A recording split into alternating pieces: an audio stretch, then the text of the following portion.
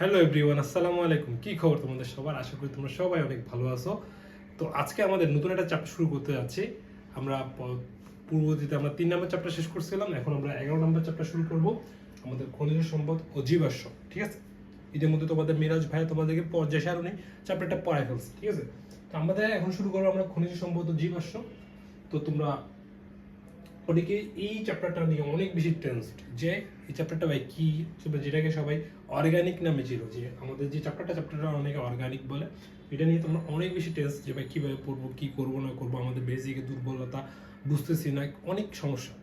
তো আমরা এমনভাবে চ্যাপ্টারটা তোমাকে পড়াবো যাতে করে তোমরা বেসিক থেকে ক্লিয়ার থাকে, একদম ফিল করতে পারো যে প্রত্যেকটা পয়েন্ট কেন হচ্ছে, কি হচ্ছে, কেন লাগতেছে আমাদের প্রত্যেকটা পয়েন্ট। ঠিক আছে, তারপর মুখস্থ করবো না, সবাই এটা মুখস্থ করার ট্রাই করে, আমরা জাস্ট ফিল করার ট্রাই করবো। তারপর আস্তে আস্তে দেখবে যে ফিল করতেছো, তোমার এটা মেমোরাইজ হয়ে যাচ্ছে। ঠিক আছে, তো চলো শুরু করি।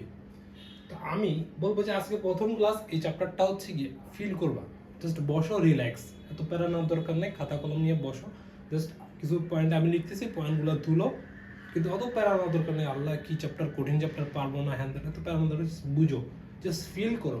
এটা হচ্ছে একটা ক্লাস, এভাবে মনে করো যে আমরা কোনো একটা স্টোরি শুনতেছি, কোনো একটা স্টোরি ফিল করার ট্রাই করতেছি, এভাবে একটা বুঝার ট্রাই করো। ঠিক আছে, মেন্টালি সেট করো যে আমরা একটা স্টোরি শুনবো। ঠিক আছে, চলো শুরু করি। তো প্রথমে চ্যাপ্টারের নাম কি? চ্যাপ্টারের নাম হচ্ছে খনিজ সম্পদ জীবাশ্ম। অর্থাৎ জীবাশ্ম জিনিসটা হচ্ছে আমাদের মেইন, এখানে হচ্ছে কি মেইন হিরো অথবা মেইন ক্যারেক্টার। ঠিক আছে, তো জীবাশ্মটা কি আমরা জানতে হবে প্রথমে, জীবাশ্মটা কি। হ্যাঁ, তো জীবাশ্ম জানতে হবে। এখন কথা হচ্ছে এটার নামের মধ্যে একটা জীব দেখতে পাইতেছি, জীবাশ্ম। তাহলে কি হইতে পারে? আমরা আসতেছি, কি হইতে পারে আমরা আসতেছি। সবার আগে আমরা আসি যে পৃথিবীর বয়স কত। তোমার আমার বয়স আছে না, তোমার একটা বয়স আছে, আমার একটা বয়স আছে, মানুষের একটা বয়স থাকে। তো পৃথিবীর একটা বয়স আছে। এখন তুই বলতে পারবি পৃথিবীর বয়স ভাই কিভাবে কাউন্ট করবো, আমরা তো তখন কেউই ছিলাম না। তো এটা জাস্ট হচ্ছে একটা অনুমান করা একটা ইয়ার। আমরা তো কেউই তখন এক্সিস্ট করতাম না, তো আমরা তো একদম এক্সাক্ট ইয়ার বলতে পারবো না। এটা জাস্ট আমাদের একটা গেস, আমাদের একটা গেস যে পৃথিবীর বয়স হচ্ছে 4.54 বিলিয়ন ইয়ার। 4.54 বিলিয়ন ইয়ার মানে বুঝতেছো 4,540 কোটি বছর। বুঝতে পারতেছো কত বছর? আমরা বাঁচি কয় বছর? 50 বছর, 60 বছর। ঠিক আছে, আর এটার বয়স কত? পৃথিবীর বয়স কত? 4,540 কোটি বছর। এবার বুঝো কত কত বছর বয়স। এখন দেখো, এই যে এতগুলো বছর, 4,540 কোটি বছর, এত বছরে কি পৃথিবীতে অনেক কিছু ছিল না? এখনো পৃথিবীতে অনেক কিছু আছে না? কিন্তু পৃথিবীতে যেগুলো আছে এগুলো কি 50 বছর পরে আবার সেম থাকে? 100 বছর পরে কি আবার সেম থাকে? চেঞ্জ হইতে থাকে। তোমার বাসার পাশে পাশে যে একটা ধর, তোমার বাসার পাশে একটা গাছ আছে, হ্যাঁ, এই গাছটা কয় বছর বাঁচবে? 50 বছর, 60 বছর, ম্যাক্সিমাম 100 বছর। তো ও 100 বছর পরে মারা গেল, এরপর ও শেষ হয়ে যাবে না? পরে নতুন একটা গাছ আসবে, এরকম চেঞ্জ হইতেই থাকে না? তো পৃথিবীতে অনেক কিছু ছিল, নতুন কিছু আসছে, আগেরগুলো হারাইছে, এরকম চেঞ্জ হইতে আছে, সামনেও চেঞ্জ হবে। আমরা যারা আছি আমরা মারা যাব, পৃথিবীতে যারা ছিল তারা মারা গেছে। প্রাণী ছিল অনেক ধরনের, ওই প্রাণীগুলো এখন নাই, অনেক প্রাণী বিলুপ্ত হয়ে যায়, অনেক নতুন প্রাণী আসে।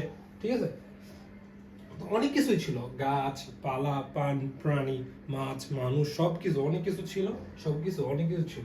তো বিভিন্ন ঘটনা ও প্রাকৃতিক বিপর্যয়ে প্রাণী, উদ্ভিদ, শৈবাল, ছত্রাক ইত্যাদি নিচু এলাকাগুলোতে জমা। চিন্তা করো কি হইতে পারে। বিভিন্ন দুর্যোগ, প্রাকৃতিক দুর্যোগ কিন্তু আমাদের পৃথিবীতে প্রায় আমরা দেখতে পাই, আমাদের বাংলাদেশে, বাংলাদেশের বাইরে অনেক ধরনের প্রাকৃতিক দুর্যোগ দেখতে পাই। হ্যাঁ, তো আর্লি এজগুলোতে, অর্থাৎ অনেক আগে, তখন কিন্তু প্রাকৃতিক দুর্যোগগুলো আরো ডেঞ্জারাস ভাবে হইতো, এমনভাবে হইতো যে অনেক ক্ষয়ক্ষতি হয়ে যেত। যেমন ধরো যখন একটা পাহাড় ধস পড়লো, অথবা সাগরের পানি পুরো এলাকা ভাসিয়ে নিয়ে গেল, অনেক ধরনের দুর্যোগ হইতে পারে। এগুলো এখনো হয়, সুনামি হয়। এগুলোর কারণে কি হয়, ধরো যে গাছপালা ক্ষতি হয়, এগুলো মারা যায়, মানুষ মারা যায়, প্রাণীরা মারা যায়, গরু ছাগল মারা যায়। ওরা মারা গিয়ে কোথায় চলে যায়? মাটির নিচে চলে যায়। হ্যাঁ, যে মাটির নিচে চলে যায়, তারা কি হয়, নিচু এলাকাগুলোতে জমা, অর্থাৎ মাটির নিচে চলে যায়। আর তাদের উপর কি হয়, পলির মানে কি মাটির আস্তরণ পরে, শিলা মানে কি পাথরের আস্তরণ পরে। অর্থাৎ যখন এই জিনিসগুলো নিচে চলে যায়, তাদের উপর মাটি পড়বে, পাথর পড়বে, অনেক কিছু পয়রা আবার মাটি হয়ে যাবে। ঠিক আছে, আমাদের কবর দিলে আমরা কোথায়? মাটির নিচে চলে যাই না? ধরো যে কোনো একটা মানুষ মারা গেছে, কোনো একটা প্রাণী মারা গেছে, কোনো একটা মাছ মারা গেছে, কোনো একটা সাপ মারা গেছে, ঠিক আছে, তো ওরা কি মাটির উপরে পড়ে থাকে? হ্যাঁ, প্রথমে ইনিশিয়ালি মাটির উপর থাকে, কিন্তু তুমি চিন্তা করো, তুমি কি ওরে 10 দিন, 12 দিন, 15 দিন, 16 দিন, 1 মাস 1 বছর পরে ওই জায়গাটাকে ওরা পাবা না, ও চলে যাবে, কোনো একটা মাটির নিচে চলে যাবে, ঠিক আছে? কোনো একটা সাপ মারো, মায়েরা তুমি ওরা ফালায় রাখো, 1 বছর পরে তুমি কি ওকে ওই জায়গায় পাবা? 1 বছর বা 1 মাস পরেও তো এখানে পাবা না, ও কোথায় চলে যাবে? মাটির নিচে চলে যাবে।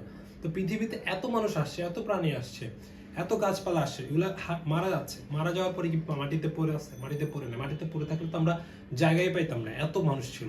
যদি মৃত লাশগুলো মাটিতে পড়ে থাকতো তাহলে আমরা মানুষ জায়গায় পাইতাম না, মৃত প্রাণীগুলো মাটিতে পড়ে থাকতো, আমাদের হাঁটা চলার জায়গায় থাকতো না। ওরা কোথায় চলে যায়? মাটির নিচে চলে যায়। তো তাদের মাটির নিচে চলে, তাদের উপর কিছু মাটির আস্তরণ পড়ে। পলি মানে কি? মাটির আস্তরণ পড়ে। শিলা মানে কি? পাথরের আস্তরণ পড়ে, ঠিক আছে? এখন কথা হচ্ছে এই যে আস্তরণ পড়তেছে, ওরা নিচে চলে যাচ্ছে, এর কারণে কি হচ্ছে? এর কারণে একটা জিনিস হচ্ছে, সেটা হচ্ছে কি তাদের উপর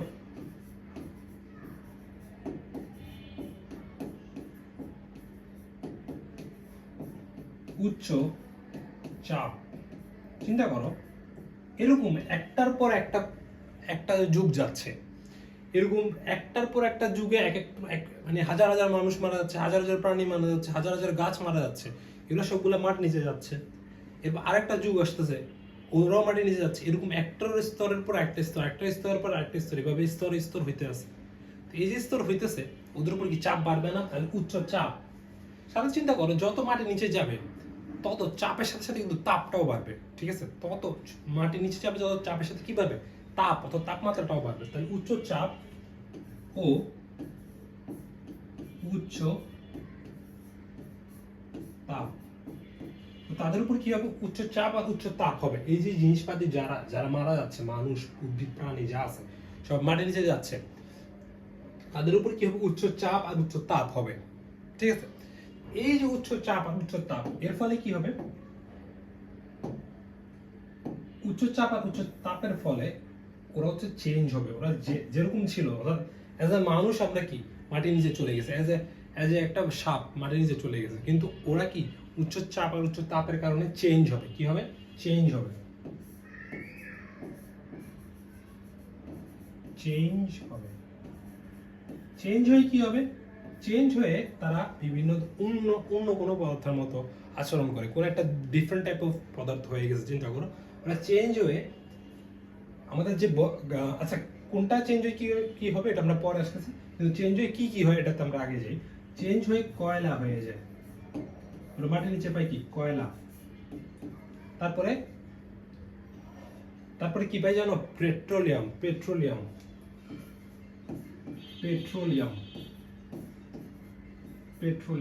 আমরা মাটি থেকে কি কয়লা খনি বলে না, কয়লার খনি থেকে আমরা কি করি? মাটির নিচে গিয়ে কয়লা খনি থেকে কয়লা খনন করি না? করি। পেট্রোলিয়াম। তারপরে আমরা কি পাই জানো? প্রাকৃতিক গ্যাস।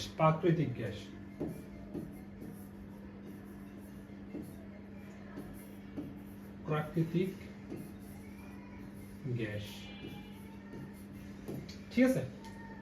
তাহলে আমরা কি উচ্চ চাপ আর উচ্চ তাপের ফলে হচ্ছে কি আমাদের যে পদার্থগুলো ছিল, অর্থাৎ পদার্থ হয়ে গেছে না, মারা যাওয়ার পরে কি ওরা মানুষ থাকে? মারা যাওয়ার পরে কি ওরা আর কি শৈবাল ছত্রাক উদ্ভিদ থাকে না? ওরা গলে যায়, গলে মিশে যায়।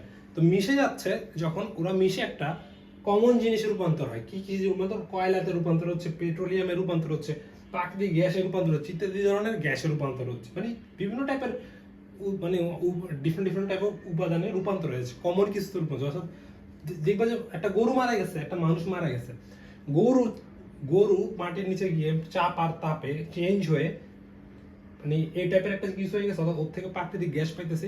মানুষ মারা গিয়ে ওর থেকে চেঞ্জ হয়ে প্রাকৃতিক গ্যাস পাইতেছে আলটিমেটলি, ঠিক আছে? এখন দেখো, কয়লা, পেট্রোলিয়াম, প্রাকৃতিক গ্যাস, এগুলাকে কি বলা হয় জানো? এগুলাকে বলা হয়, আমরা পাচ্ছি কি জীবাশ্ম থেকে পাচ্ছি না, এই জীবাশ্মগুলো থেকে যে পাচ্ছি এগুলাকে বলা হয়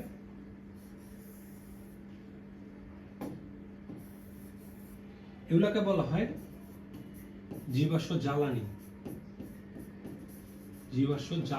আমরা জ্বালানি চিনি না, যে জ্বালানি মানে কি? আমরা ফুয়েল আকারে যেগুলো ইউজ করি, জ্বালানি। তো জ্বালানি আমরা তো চিনি, যেগুলো আমরা ইউজ করি। এই কয়লা, পেট্রোলিয়াম, প্রাকৃতিক সেগুলোকে যেহেতু আমরা জীবাশ্ম থেকে পাইতেছি, এটাকে কি বলা হয়? জীবাশ্ম জ্বালানি বলে।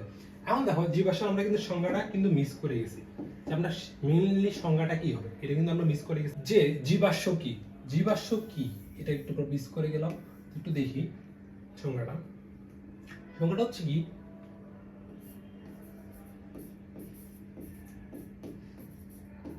কোটি বছর আগে মৃত উদ্ভিদ ও প্রাণীর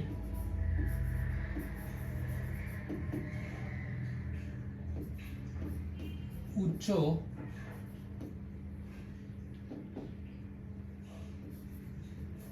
চাপ ও তাপে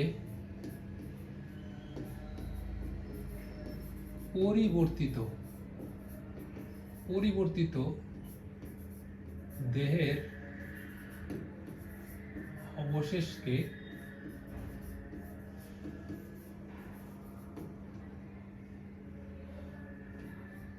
জীবাশ্ম বলে।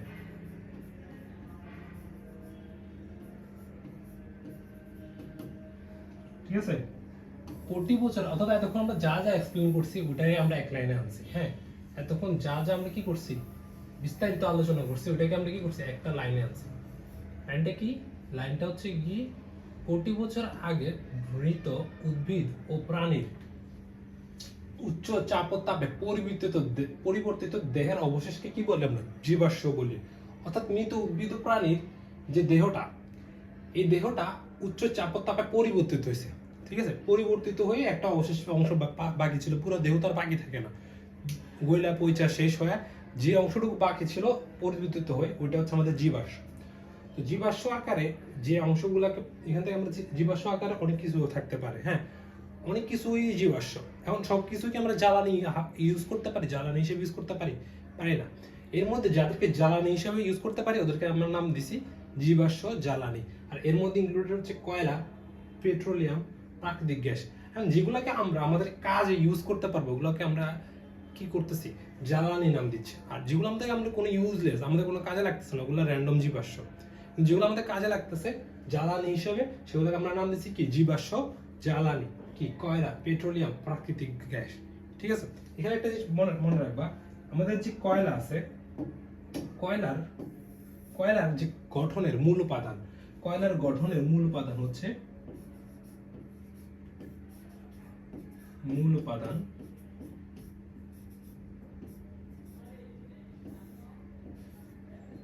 কার্বন। এখন তোমরা বলতে পারো যে এটা কেন বলতেছে, কার্বনের কথা কেন বলতেছে? কার্বনের কথা কেন বলতেছে একটু পরে বুঝবে। এটা বলার একটা রিজন আছে। কার্বন কিন্তু এই চ্যাপ্টারের সুপারস্তম, ও কিন্তু সুপারস্তম। ঠিক আছে, তো ওর গঠনের মূল উপাদান কি? কার্বন। এছাড়াও অনেক কিছু থাকে কিন্তু ও হচ্ছে মূল উপাদান, কার্বনটাই একদম মেইন উপাদান। ঠিক আছে, পেট্রোলিয়াম গঠনের মূল উপাদান হচ্ছে হাইড্রোকার্বন। মূল উপাদান কিন্তু বলতেছে, আর অনেক কিছু থাকে, আমি জাস্ট মূল উপাদানটা বলতেছি। হাইড্রোকার্বন। আর হাইড্রোকার্বন মানে কি? Carbon plus hydrogen. ঠিক আছে, কার্বন প্লাস হাইড্রোজেন থাকবে, যেটা হচ্ছে আমাদের হাইড্রোকার্বন। হাইড্রোকার্বন কি এটা আমরা বিস্তারিত সামনে পড়বো।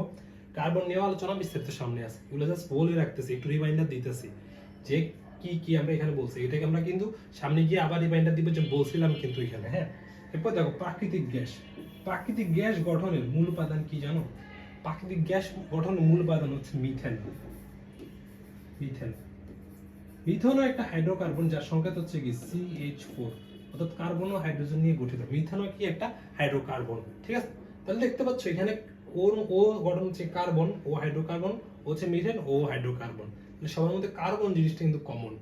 ঠিক আছে, এই জিনিসটা পয়েন্ট আউট করে রাখা হচ্ছে, কার্বন জিনিসটা কমন, হাইড্রোকার্বন জিনিসটা মোটামুটি একটু কমন আছে। তাহলে এতটুকু পর্যন্ত থাকলো। তাহলে এই ছিল আমাদের জীবাশ্ম নিয়ে আলোচনা, যে জীবাশ্ম কি। ঠিক আছে, তো আরেকটা জিনিস আসো। আচ্ছা, এটা হচ্ছে কি আমরা যেটা আমরা এতক্ষণ ব্যাখ্যা করছি ওইটাই, যে আমাদের কি হয়েছে। প্রথমে দেখো বিগ ব্যাং হয়েছে, যেগুলো বিজ্ঞানীদের থিওরি, কতটুকু সত্য কতটুকু মিথ্যা সেটা তো আমাদেরকে আল্লাহ ভালো জানে। জাস্ট বিজ্ঞানীরা থিওরি হয়েছে বিগ ব্যাং হয়েছে। বিগ ব্যাং কত বছর আগে হয়েছে? বিগ ব্যাং হয়েছে 12 বিলিয়ন ইয়ার আগে।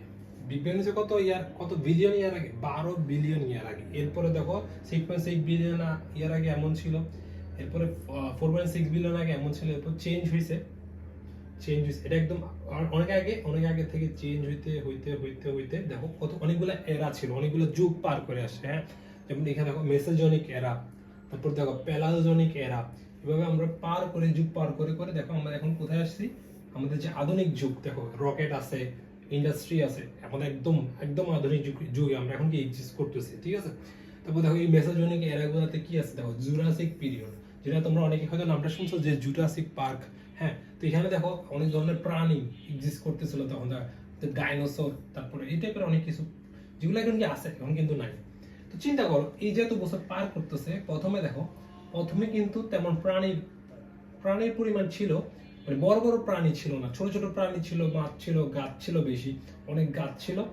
তো এই সব এরা গুলা পার করছে, তার মানে কি এই যে এগুলা পার করতেছে ওরা কি মাটির নিচে চলে গেছে না?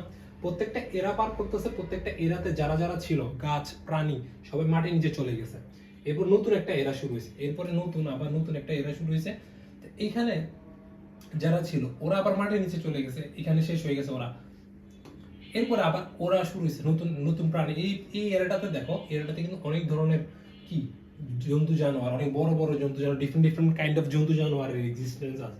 এরপরে কি হয়েছে, কালের বিবর্তনে ওরাও মারা গেছে, ওরাও হারাইছে, তো চেঞ্জ হয়েছে না? তো কালের বিবর্তনে ওরাও হারাইছে, তো ওরা যে হারাইছে ওরা কোথায় চলে যাবে, মাটির নিচে চলে যাবে। তো চিন্তা করো এইভাবে প্রত্যেকবার মাটির নিচে স্তর হচ্ছে, প্রতিবারে স্তর হচ্ছে। এগুলো কিন্তু দেখতে অনেক ইজি মনে হচ্ছে, কোটি কোটি বছর দেখতে মনে হচ্ছে যে আচ্ছা হ্যাঁ 50 বছরের মনে এরকম হয়ে গেছে, হয় নাই, কিন্তু কোটি কোটি কোটি কোটি হাজার বছর পার করছে এটা, ঠিক আছে, পার করে এই আমাদের এই এখনকার যুগে আসে। তাহলে চিন্তা করো এইগুলো সব পার করে আসছি, এগুলো সব মাটির নিচে চলে গেছে। তার মানে কি মাটির নিচে কিন্তু অনেকগুলো প্রাণী, অনেকগুলো উদ্ভিদ জমা হয়েছে, ঠিক আছে। তো ওদের যে জমা হয়েছে, তো দেহ অবশেষগুলো কি হবে, দেহের যে অবশেষগুলো আছে, অবশেষ পার্টগুলো আছে দেহের, ওগুলো চেঞ্জ হবে। চেঞ্জ হয়ে কি হবে, চেঞ্জ হয়ে যেটার আকার ধারণ করবে, অর্থাৎ যেটা তৈরি হবে সেটা হবে আমাদের কি জীবাশ্ম। অর্থাৎ যে আমাদের দেহ অবশেষগুলো চেঞ্জ হবে, চেঞ্জ হয়ে যেটা যে জিনিসে কনভার্ট হবে সেটা হবে কি আমাদের কি জীবাশ্ম, ঠিক আছে। আশা করি বুঝতে পারছো, আমাদের সংজ্ঞাতেই লেখা আছে যে কোটি কোটি বছর আগে মৃত উদ্ভিদ ও প্রাণীর উচ্চ চাপ ও তাপে, অর্থাৎ আমাদের এগুলো দেখো এখানে কিন্তু তাপ বাড়তেছে, চাপও বাড়তেছে, একটার উপরে স্তর পড়তেছে, উচ্চ চাপ ও তাপে পরিবর্তিত দেহের অবশেষকে জীবাশ্ম বলা। অর্থাৎ আমাদের দেহের, আমি কি আমার মতো থাকবো কোটি বছর পরে, আমি কি আমার দেহকে আমি যেমন আছে এমন থাকবে না, চেঞ্জ হয়ে যাবে। চেঞ্জ হয়ে আমার কিছু অবশেষ বাকি থাকবে, আর অবশেষগুলো কিছু জিনিসে কনভার্ট হয়ে যাবে। কিসে কনভার্ট হবে, জীবাশ্মে কনভার্ট হবে। কনভার্ট হয়ে যে জিনিসটা তৈরি হবে সেটার নাম হচ্ছে জীবাশ্ম। আর ওই জীবাশ্মগুলো যদি আমরা কাজে লাগাতে পারি এজ এ জ্বালানি, তাহলে আমরা এগুলোর নাম দিব কি, জীবাশ্ম জ্বালানি। আই গেস বুঝতে পারছো, ঠিক আছে। চলো সামনের দিকে যাই। তো আমরা কার কার কথা বলছি এখানে, আমাদের জ্বালানি কার কার কথা বলছে, আমরা বলছিলাম হচ্ছে আমাদের কার কথা, কয়লা কয়লা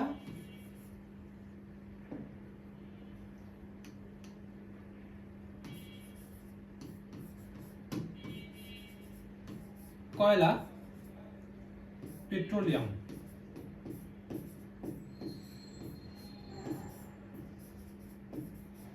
কয়লা তৈরি হয় কই থেকে জানো, মানে কয়লা কার থেকে তৈরি হচ্ছে, কোন একটা জীবদেহ থেকে তৈরি হচ্ছে। তো কার জীবদেহ, বড় বড় উদ্ভিদ থেকে, বড় বড় উদ্ভিদের দেহাবশেষ হতে কি পাই আমরা, কয়লা পাই। দেখো বিষয়টা কত ইন্টারেস্টিং, আমাদের মানে কোটি কোটি বছর আগে যে উদ্ভিদগুলো ছিল ওদেরকে আমরা দেখতে পাইতেছি না, কিন্তু ওদেরকে আমরা পাইতেছি কি আকারে, কয়লা আকারে। কোথায় পাইতেছি, মাটির নিচে। আমরা কি কয়লার খনি আছে না, কয়লার খনি থেকে আমরা মাটির নিচে খোদাই করতেছি, খোদাই করে আমরা কি বাইর করতেছি, এই দেহাবশেষগুলোরে বাইর করতেছি, যেগুলো কনভার্ট হয়ে কিসে কনভার্ট হয়ে গেছে, কয়লাতে কনভার্ট হয়ে গেছে, ঠিক আছে। যেগুলোকে আমরা এখন জ্বালানি হিসেবে ইউজ করতেছি, আমাদের জন্য ইউজফুল জিনিস হয়ে যাচ্ছে। কোটি কোটি বছর আগের উদ্ভিদ আমাদের কি কাজে লাগতেছে, দেখছো। এরপর পেট্রোলিয়াম। পেট্রোলিয়াম হইতেছে কি থেকে, পেট্রোলিয়াম হইতেছে জুওপ্ল্যাঙ্কটন,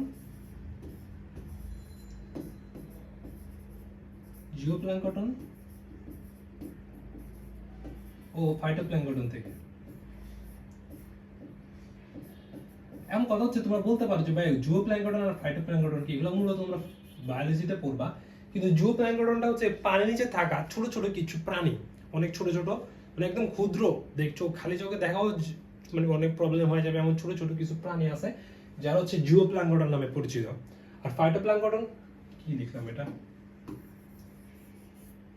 আর ফাইটোপ্ল্যাঙ্কটন হচ্ছে কি প্রাণীর নিচে থাকা ছোট ছোট উদ্ভিদ, যেগুলোকে হচ্ছে কিশোররা শৈবালের মতো ছোট ছোট উদ্ভিদ, ফাইটোপ্ল্যাঙ্কটন। জিওপ্ল্যাঙ্কটন আর ফাইটোপ্ল্যাঙ্কটন এইগুলা হচ্ছে যে যারা কোটি কোটি বছর আগে জিওপ্ল্যাঙ্কটন আর ফাইটোপ্ল্যাঙ্কটন গুলা মাটির নিচে চলে গেছে, মাটির নিচে চলে গিয়ে ওরা কনভার্ট হয়েছে কিসে? পেট্রোলিয়াম। ওরা কিসে কনভার্ট হয়েছে? পেট্রোলিয়ামে। তো এগুলাকে এই জীবাশ্মটাকে আমরা কি হিসেবে ইউজ করতেছি? জ্বালানি হিসেবে ইউজ করতেছি। তাই পেট্রোলিয়াম হচ্ছে একটা জীবাশ্ম জ্বালানি। তারপরে কয়লা পাচ্ছে বড় বড় উদ্ভিদের দেহ অবশেষ থেকে, আর পেট্রোলিয়াম পাচ্ছে জিওপ্ল্যাঙ্কটন ও ফাইটোপ্ল্যাঙ্কটনের দেহ অবশেষ থেকে।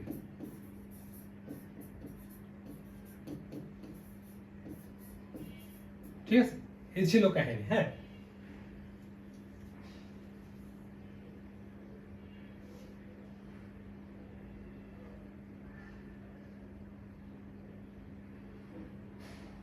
তাহলে আমাদের তাহলে আমাদের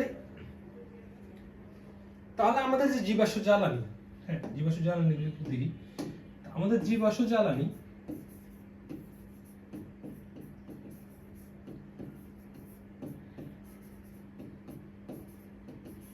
এই যে জীবাশ্ম জ্বালানি এর মূল উৎস কি? তাহলে মূল উৎস কি? একটা হচ্ছে মূল উৎস, মানে আমরা কই থেকে পাইতেছি, আর একটা হচ্ছে মূল উপাদান।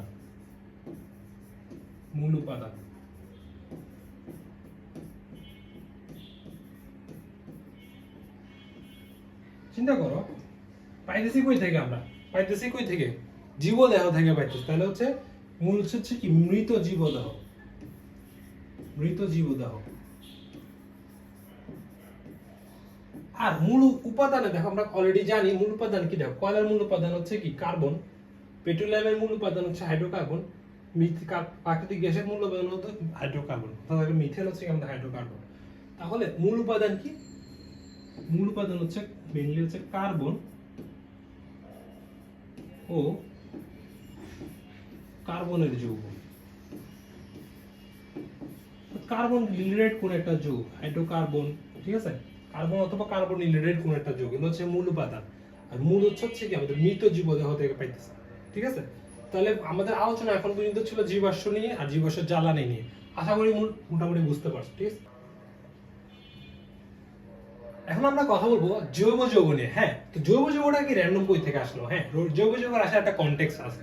যে জৈব যৌগটা আসছে, এই যে আমাদের এখানে কার্বনের যৌগ বলতেছে। হ্যাঁ, এদেরকে একসাথে আমরা কি বলছি? একটু আগে বললাম, এদেরকে একসাথে বলা হচ্ছে হাইড্রোকার্বন। ঠিক আছে, এই যে হাইড্রোকার্বন আছে, এই হাইড্রোকার্বনটাকে বলতেছে জৈব যৌগ, অর্থাৎ ওকে বলতেছে জৈব যৌগের একটা পার্ট। ঠিক আছে, হাইড্রোকার্বনকে কি বলতেছে? জৈব যৌগের পার্ট। এখন কথা হচ্ছে, ও যদি জৈব যৌগের পার্ট হয়, তাহলে আমাদের আগে জানতে হবে যে জৈব যৌগটা কি। হ্যাঁ, তো জৈব যৌগ যদি জানতে পারি, তখনই এরপরে জানতে পারবো কি আমি হাইড্রোকার্বনটা কি। তো হাইড্রোকার্বন আর জৈব যৌগ হচ্ছে ইন্টারকানেক্টেড। তাহলে আমাদের কিছু হাইড্রোকার্বনকে জানতে হয়, তাহলে আমি প্রথমে জৈব যৌগের পরিচয়টা নিই, যে হাইড্রোকার্বন কিভাবে আসলো, জৈব যৌগ কিভাবে আসলো। ঠিক আছে, তো তোমাদের অনেকে কোশ্চেন মানে কনফিউশন হয় জীবাশ্ম আর জৈব যৌগের মধ্যে। তো আমরা আলোচনা করবো এখন জৈব যৌগ নিয়ে, এরপর আমরা আলাদা করবো, ডিফারেন্সিয়েটটা করবো যে জীবাশ্ম কেমনে আলাদা, জৈব যৌগ কেমনে আলাদা। ঠিক আছে, তো চলো সামনের দিকে যাই।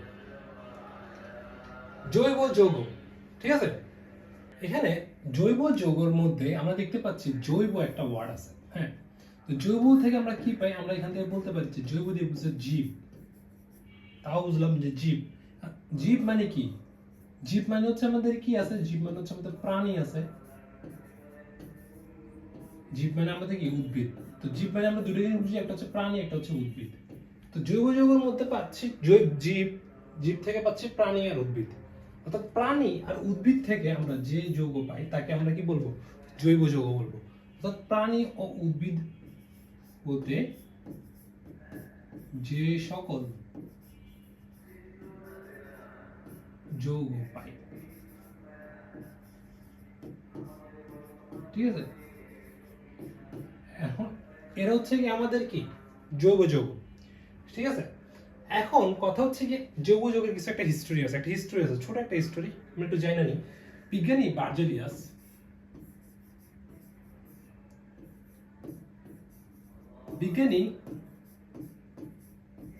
বার্জেলিয়াস, ঠিক আছে? বিজ্ঞানী বার্জেলিয়াস একটা মতবাদ দিছে। কি মতবাদ দিছে? তার প্রাণ শক্তি মতবাদ। হ্যাঁ, বার্জেলিয়াসের প্রাণ শক্তি মতবাদ। মতবাদটা লিখে রাখতে পারো যে প্রাণ শক্তি মতবাদ দিছে। কি মতবাদ? প্রাণ শক্তি মতবাদ। তার এই প্রাণ শক্তি মতবাদে কি ছিল? এই প্রাণ শক্তি মতবাদে ছিল, সে বলছিল যে আমাদের যে জৈব যৌগগুলো একমাত্র জীব দেহে পাওয়া যাওয়া পসিবল, অর্থাৎ প্রাণী দেহ আর উদ্ভিদ দেহে পসিবল, ল্যাবে কখনো তৈরি করা পসিবল না। এটাই বলছিল। বার্জেলিয়াস বলছিল যে জৈব যৌগ, অনেক ফর্মাল ওয়েতে বলছে, আমি জাস্ট ইনফর্মাল ওয়েতে লিখতেছি, শুধুমাত্র প্রাণী ও উদ্ভিদ দেহে পাওয়া সম্ভব, ঠিক আছে? ল্যাবে তৈরি করা সম্ভব নয়। হ্যাঁ, ল্যাবে তৈরি সম্ভব না। এমন কিছু যৌগ যেগুলোকে আমরা কোথাও পাবো? শুধুমাত্র উদ্ভিদ দেহ আর প্রাণী দেহ পাবো, কিন্তু কখনো নিজে বানাতে পারবো না, মানুষ বানাতে পারবে না, সম্ভব নয়। এটা বলছিল বার্জেলিয়াস। ও বলছিল যে প্রাণ ও শক্তি ইউজ করে এটা তো সম্ভব, প্রাণ শক্তি না থাকলে আমরা এটা কখনো তৈরি করা সম্ভব না, ঠিক আছে? প্রাণ আছে কার? জীবের প্রাণ আছে, উদ্ভিদের প্রাণীর প্রাণ আছে, ঠিক আছে? এটা বলছিল কি? বিজ্ঞানী বার্জেলিয়াস এটা বলছে। এরপরে বিজ্ঞানী ফ্রেডরিক উলার, নাম কি? ফ্রেডরিক উলার।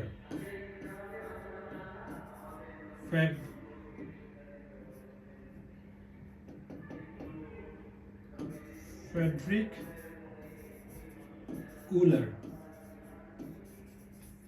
উলার কি করছে?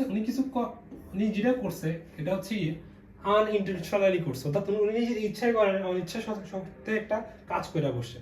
কি করছে? উনি হচ্ছে একটা জৈব যৌগ ল্যাবে তৈরি করে ফেলছে। ভুলে একটা জৈব যৌগ কি করছে? ল্যাবে তৈরি করে ফেলছে, ঠিক আছে? উনি কি করছে? উনি হচ্ছে কি আমাদের অ্যামোনিয়াম সায়ানাইডকে তাপ দিয়ে ইউরিয়া তৈরি করে ফেলছে, ঠিক আছে? অ্যামোনিয়াম সায়ানাইড, হ্যাঁ, অ্যামোনিয়াম সায়ানাইড NH4 CNO।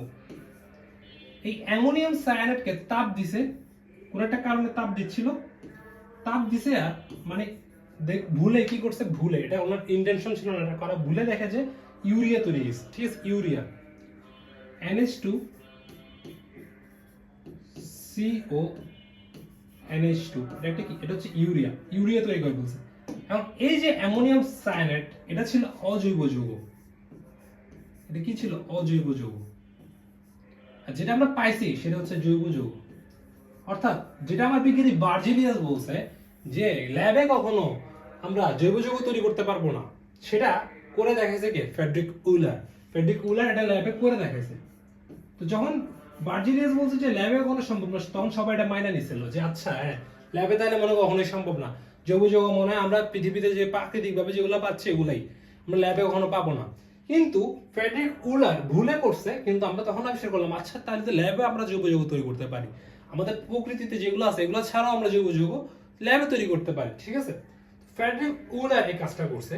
এই জন্য ফ্রেডরিক উলারকে জৈব রসায়নের জনক বলা হয়। কি বলা হয়? ফ্রেডরিক উলারকে কি বলা হয়?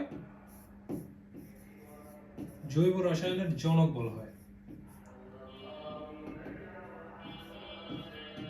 রসায়নের, অর্থাৎ নিজের অজান্তে তিনি জৈব রসায়নের জনক বলে গেলেন। তিনি নিজেও জানেন না তিনি কি করছেন, কিন্তু কিছু একটা করে ফেলছেন। কি করছেন? ইউরিয়া তৈরি করছে। এটা কি? এটা হচ্ছে আমাদের ইউরিয়া। ইউরিয়া হচ্ছে আমাদের কি কি জিনিস? ইউরিয়া হচ্ছে আমাদের জৈব যৌগ, ঠিক আছে? তাজা করে বুঝতে পারছো। এই ছিল জৈব যৌগের হিস্টোরি। হ্যাঁ, তো এরপরে শুরু হলো আচ্ছা তাহলে আমরা এখন জৈব যৌগ নিয়ে কাহিনী, ঠিক আছে? মানে আমরা এখন জানলাম যে জৈব যৌগ ল্যাবেও তৈরি করা সম্ভব, প্রকৃতিতে তো আছে, আমরা ল্যাবেও তৈরি করতে পারি, ঠিক আছে? চলো সামনের দিকে যাই।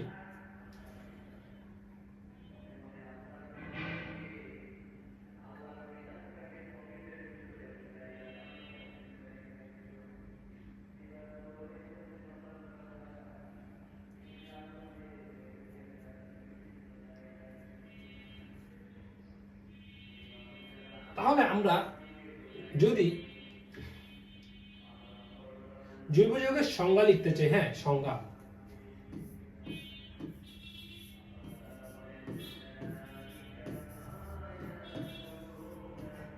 কাকে বলে যদি লিখতে চাই, হ্যাঁ তাহলে আমাদের সংজ্ঞাটা হবে কি, সংজ্ঞাটা মানে আমাদের যে সংজ্ঞাটা সেটা হচ্ছে কি, প্রথমে যে এতক্ষণ যেগুলো আলোচনা করছি আমরা কি বলছিলাম, জৈব যৌগ কি বোঝালাম, জীব অর্থাৎ প্রাণী থেকে উৎপন্ন যৌগ হচ্ছে জৈব যৌগ, এটা যেটা বলছি এটা কিন্তু এটা আমাদের বইয়ের ভাষা না, এটা জাস্ট হচ্ছে কি আমাদের প্র্যাকটিক্যালি, ঠিক আছে, এটা বুকিশ না, এটা থিওরিটিক্যাল আমাদের সংজ্ঞা না, এটা হচ্ছে প্র্যাকটিক্যালি সংজ্ঞা। হ্যাঁ যদি থিওরিটিক্যাল সংজ্ঞা দেখতে চাই যে জৈব যৌগ কাকে বলে, ঠিক আছে, থিওরিটিক্যাল সংজ্ঞাটা হচ্ছে কি, হাইড্রোকার্বন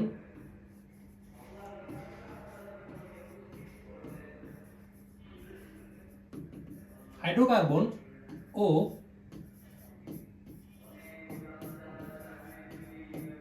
হাইড্রোকার্বন থেকে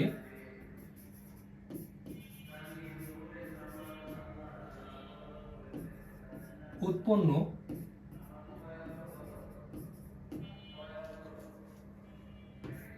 যৌগ সমূহ হচ্ছে জৈব যৌগ, ঠিক আছে। তার মানে জৈব যৌগ আমাদের দুইটা টাইপের হইতে পারে, একটা হইতে পারে হাইড্রোকার্বন, একটা হইতে পারে কি হাইড্রোকার্বন থেকে উৎপন্ন যৌগ। হ্যাঁ তো অর্থাৎ জৈব যৌগ থেকে আমরা কি পাই, জৈব যৌগ মানেই হচ্ছে আমাদের কি হাইড্রোকার্বন, আর হাইড্রোকার্বন থেকে উৎপন্ন যৌগ, আর হাইড্রোকার্বন থেকে উৎপন্ন যৌগ হাইড্রোকার্বনকে কনভার্ট করে বিভিন্ন ধরনের যৌগ তৈরি করব, ওগুলোও কি আমার জৈব যৌগ হিসেবে কাউন্ট হবে। তো মেইনলি আমাদের এখানে কে কাজ করতেছে, হাইড্রোকার্বন, ঠিক আছে, হাইড্রোকার্বন।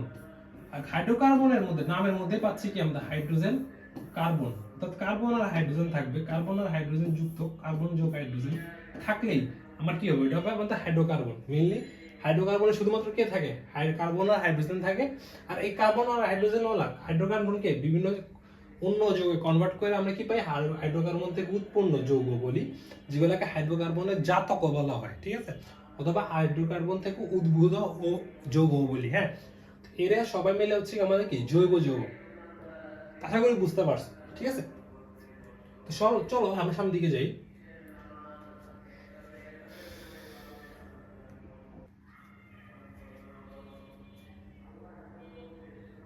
তো হাইড্রোকার্বন, ঠিক আছে, হাইড্রোকার্বন কি, তো আমি একটু আগে বললাম যে হাইড্রোকার্বনের যে মেইন থিম, হাইড্রোকার্বনে কি থাকবে, কার্বন আর হাইড্রোজেন থাকবে। হ্যাঁ তো হাইড্রোকার্বনটা কি,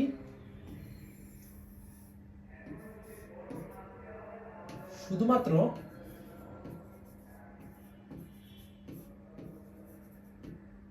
কার্বন ও হাইড্রোজেন নিয়ে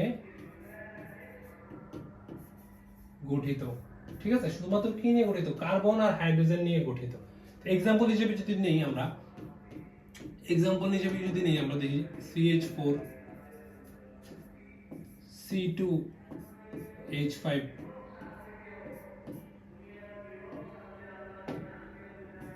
C2H4, এগুলো সবগুলো কি আমাদের হাইড্রোকার্বন। তো এরা হচ্ছে কি আমাদের অর্গানিক অর্থাৎ জৈব যৌগ হিসেবে কাউন্ট হবে, ঠিক আছে। এরপর আমরা আরেকটা কথা বুঝছিলাম যে হাইড্রোকার্বন হতে উৎপন্ন যৌগ সমূহ, ঠিক আছে, হাইড্রোকার্বন হতে উৎপন্ন সমূহ, তাহলে হাইড্রোকার্বন থেকে উৎপন্ন যেগুলা এগুলাকে বলা হয় হাইড্রোকার্বনের জাতক, ঠিক আছে, হাইড্রোকার্বনের জাতক কি বলে, হাইড্রোকার্বনের জাতক।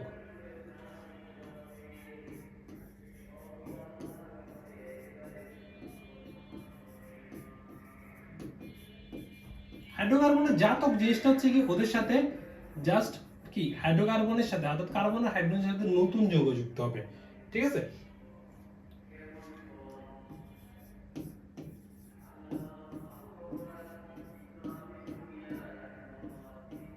হাইড্রোকার্বনের সাথে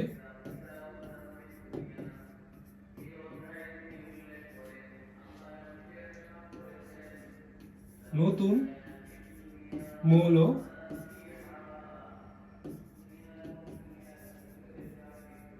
যুক্ত হবে, ঠিক আছে, মৌল যুক্ত হবে। হ্যাঁ মৌলগুলো কি কি ধরতে পারো, তোমার মৌলগুলো ডিফারেন্ট, আমাদের কি নাইট্রোজেন হইতে পারে, অক্সিজেন হইতে পারে, অক্সিজেন হতে পারে, ক্লোরিন হতে পারে, সালফার হতে পারে, এই টাইপের জিনিসপাতিগুলো হচ্ছে আমাদের কি হাইড্রোকার্বনের সাথে যুক্ত হবে। তো যুক্ত হলে ওটার নাম দিব কি আমরা হাইড্রোকার্বনের জাতক, অর্থাৎ হাইড্রোকার্বন থেকে উৎপন্ন যৌগসমূহ। তাহলে হাইড্রোকার্বন প্লাস হাইড্রোকার্বন থেকে উৎপন্ন যৌগসমূহ মিলে আমার কি জৈব যৌগ হবে। হ্যাঁ, এখন কথা হচ্ছে কি, ফর এক্সাম্পল আমরা যদি নাইট্রোজেন যুক্ত করি, হ্যাঁ নাইট্রোজেন যুক্ত করি, হ্যাঁ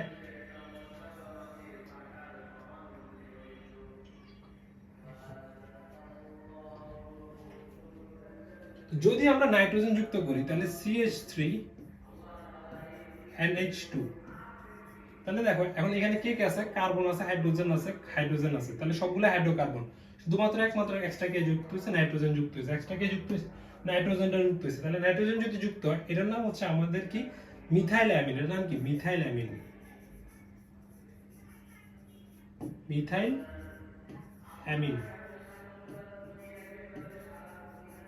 এরপরে আসো, এরপর আমি যদি অক্সিজেন যুক্ত করি, হ্যাঁ অক্সিজেন যুক্ত করলাম, যদি আমি অক্সিজেন যুক্ত করি তাহলে আমাদের কি হয় দেখো, CH3H5OH। এটা কি, এটা হচ্ছে আমাদের অ্যালকোহল, যেটা আমরা কি অ্যালকোহল। তো অ্যালকোহল বিভিন্ন কাজ ইউজ করে, আমাদের মেডিকেল সেক্টরে ইউজ করে, অনেক কিছুতে ইউজ করে। হ্যাঁ, অ্যালকোহল খাবারও অনেক সময় ইউজ করে। হ্যাঁ, এটা হচ্ছে অ্যালকোহল। এখানে দেখো সি আছে, কার্বন আছে, হাইড্রোজেন আছে, এক্সট্রা কি অ্যাড হয়েছে, এক্সট্রা আমাদের অক্সিজেন অ্যাড হয়েছে, ঠিক আছে। তো এটা হচ্ছে কি আমাদের হাইড্রোকার্বন থেকে পাইছি, হাইড্রোকার্বনকে আমি রিঅ্যাকশন করায়া এটা পাবো, তখন এটার নাম হবে কি হাইড্রোকার্বনের জাতক, অথবা হাইড্রোকার্বন থেকে নতুন একটা মৌল যুক্ত হয়েছে, তখন হাইড্রোকার্বনের জাতক পাইছি, যেটাকে বলি কি হাইড্রোকার্বন থেকে উৎপন্ন যৌগ। এটাও একটা জৈব যৌগ, হাইড্রোকার্বন ও জৈব যৌগ, হাইড্রোকার্বন থেকে উৎপন্ন যৌগ কি হবে আমাদের জৈব যৌগ হিসেবে কাউন্ট হবে। এরপর ধরো যে ক্লোরিন অ্যাড হইলো, হ্যাঁ ক্লোরিন যদি অ্যাড হয়, ধরো যে আমাদের CH3Cl, ঠিক আছে, এটাকে বলি আমরা ক্লোরোফর্ম।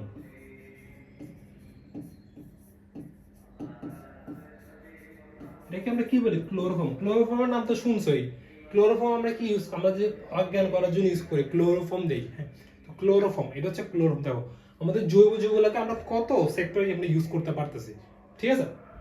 তো জৈব যৌগকে তুমি খাদ্যতে ইউজ করতে পারবা, জৈব যৌগগুলো সময় তুমি মেডিকেল সেক্টরে ইউজ করতে পারবা, জৈব যৌগগুলো তুমি হচ্ছে কি আমাদের কালার করা, আমাদের যে কালার করি আমরা, রং করি, ওইখানে ইউজ করতে পারবো। অনেকগুলো সেক্টরে আমরা আমাদের অর্গানিক কম্পাউন্ড গুলাকে আমরা কি করতে পারবো, ইউজ করতে পারবো, ঠিক আছে।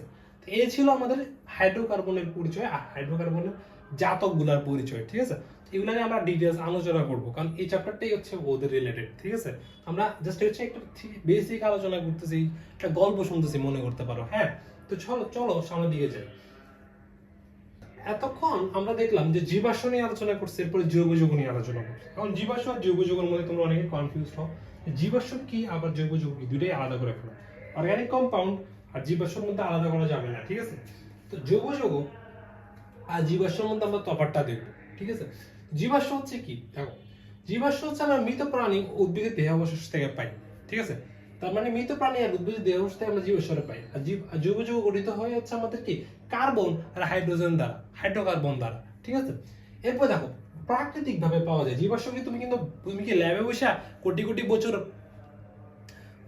মানে কোটি কোটি বছর পরে যে মানুষের দেহাবশেষটা বা কোনো একটা উদ্ভিদের দেহাবশেষটা কোটি কোটি বছর পরে যেমন হয়, ওটাকে তুমি ল্যাবে বসে বানাতে পারবা জীবন, পারবা না। ওটা প্রাকৃতিক ভাবে মাটির নিচে গিয়ে হইতে হবে। ওটা কিভাবে, ওটা প্রাকৃতিক ভাবে, ওটা কখনোই আমরা ল্যাবে বসে পারবো না। ল্যাবে বসে যদি পারতাম তাহলে আমরা প্রাকৃতিক জানালিগুলো আমরা ল্যাবে তৈরি করতাম, ঠিক আছে। এটা কখনো আমরা ল্যাবে সম্ভব না, তাহলে এটা প্রাকৃতিক ভাবে পাওয়া সম্ভব। কিন্তু আমাদের জৈব যৌগগুলা প্রথমে আমরা মনে করতাম যে প্রকৃতি দিয়ে পাওয়া যায়, ঠিক আছে। কিন্তু আমরা দেখলাম যে ল্যাবেও তৈরি করা সম্ভব, যেমন ফ্রেডরিক উলার উনি কি করছে, ল্যাবে তৈরি করা দেখেছে। তো আমরা পরে না দেখলাম যে অনেকগুলো ল্যাবে তৈরি করা সম্ভব, ঠিক আছে। এরপর দেখো কয়লা, পেট্রোলিয়াম, প্রাকৃতিক গ্যাস, এগুলো হচ্ছে জীবাশ্ম জ্বালানি, ঠিক আছে, এগুলো হচ্ছে জীবাশ্মের আন্ডারে। তো জীবাশ্মের এক্সাম্পল হচ্ছে কয়লা, পেট্রোলিয়াম, প্রাকৃতিক গ্যাস। হ্যাঁ, আর আমাদের জৈব যৌগের এক্সাম্পল হচ্ছে মিথেন, ইথানল, ভিনেগার, এগুলো হচ্ছে আমাদের সবগুলো হাইড্রোকার্বন। হ্যাঁ, এরপর দেখো জীবাশ্মের এক্সাম্পল, জীবাশ্ম বলছে মূলত জ্বালানি হিসেবে ইউজ করা হয়।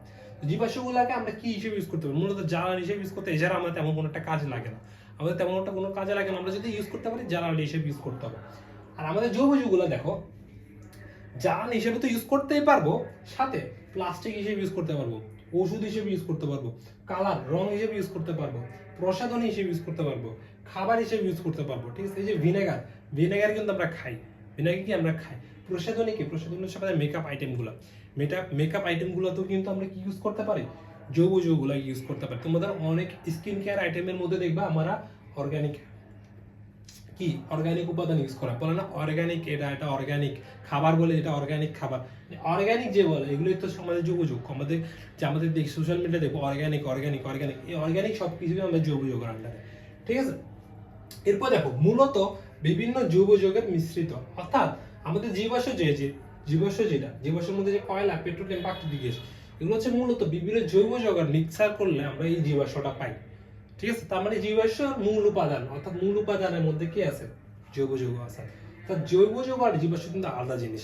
জীবাশ্ম গঠনের মূল উপাদানটাই হচ্ছে জৈব যৌগ। ঠিক আছে, অর্থাৎ জৈব যৌগগুলো কার ভিতরে আছে? জীবাশ্মের ভিতরে আছে। এখন জীবাশ্মের মধ্যে ছাড়াও জৈব যৌগ পাওয়া যায়, অর্থাৎ জৈব যৌগতে শুধু জীবাশ্মের ভিতরে পাবো এমন না, জীবাশ্মের ভিতরেও পাবো, অন্য কোথাও পাবো। অর্থাৎ জীবাশ্মগুলো মূলত জৈব যৌগ দিয়ে গঠিত, আর কিন্তু সকল জৈব যৌগ কিন্তু জীবাশ্ম না। তাহলে মেন লেসনটা কি? মেন লেসনটা হচ্ছে জীবাশ্মগুলোর মধ্যে আমাদের জৈব যৌগ আছে, কিন্তু সব জৈব যৌগ কি আমাদের জীবাশ্ম না। আমরা জৈব যৌগগুলোকে অন্য কোথাও পাইতে পারি। জীবাশ্ম ছাড়াও আমরা অনেক জায়গাতেই জৈব যৌগ পাইতে পারি, কিন্তু জীবাশ্মতে পাবো মাস্ট। তার মানে জীবাশ্মের মধ্যে জৈব যৌগ আছে, কিন্তু সকল জৈব যৌগ জীবাশ্ম নয়। ঠিক আছে, এই ছিল আমাদের জীবাশ্ম আর জৈব যৌগের মধ্যে আলাদা করার, ডিফারেন্স করার হচ্ছে টেবলটা। ঠিক আছে, তো চলো আমরা সামনের দিকে যাই। কথা হচ্ছে কেন অর্গানিক স্পেশাল। আমরা কিছু ছোট ছোট কোশ্চেন নিয়ে কথা বলতেছি এই ক্লাসে। অনেকে একটু বোরিং, অনেকে ফিল করতে পারে যে ভাই কি পড়াইতেছেন, এগুলা বুঝতেছি না। কিন্তু এগুলা ছোট ছোট যে কনসেপ্ট, এগুলো কিন্তু অনেকে বলে না। ডিরেক্ট পড়াশোনায় ঢুকে গেলে কিন্তু তোমাকে কনসেপ্টটা বিল্ড করবে না। তোমাকে পড়াশোনা আসলে ফিল করতে হবে যে কি পড়তেছি, কেন করতেছি। ঠিক আছে, আমরাও পড়বো, আমরাও প্র্যাকটিস করবো, আমরাও মেন পার্টে ঢুকবো। পরের ক্লাস থেকে দেখতেছো যে মেন পার্টে ঢুকে গেছে, হ্যাঁ। কিন্তু এই ক্লাসে আমরা কিছু বিল্ড আপ করতেছি, নিজেকে তৈরি করতেছি জৈব যৌগের জন্য। এই জৈব যৌগ অর্গানিক শুধু কিন্তু এসএসসির জার্নি না, এটা এইচএসসির জার্নি। তোমাদের সিনিয়র ভাইরাদেরকে খবর নিয়ে দেখতে পারো যে এইচএসসিতে কি পরিমাণ প্যারা খাওয়া লাগে অর্গানিক নিয়ে। তুমি যদি শুরু থেকে ফিল না করো, সামনে তোমার জন্য কষ্ট, অনেক বাধা বিপত্তি আটকে থাকে, মানে অপেক্ষা করতেছে। ঠিক আছে, এখানে কিন্তু আমি অনেক টপিক, এমন ছোট ছোট টপিক তোমার মাথায় ঢুকে দিচ্ছি যেগুলো তোমার এইচএসসি তে কাজে লাগবে। ঠিক আছে, ছোট ছোট করে টপিক ঢুকাচ্ছি। কেন অর্গানিক স্পেশাল, কেন আমরা অর্গানিকটাকে পড়তেছি, কেন স্পেশালি আমরা ওকে এত স্পেশালিটি দিচ্ছি, কেন অর্গানিকের এত মানে ভার্সিলিটি, ওর রিজনটা হচ্ছে কি? আমরা যদি মেইনলি বলি যে কেন অর্গানিক, আমরা তাহলে ইনঅর্গানিক জিনিসপাতি নিয়েও অনেক কিছু করতে পারি, কিন্তু কেন অর্গানিকটাকে প্রায়োরিটি দেওয়া, কেন আমরা বলি যে অর্গানিক লাগবে। তো মেইন অর্গানিক স্পেশাল হওয়ার রিজনটা হচ্ছে কার্বনের কারণে।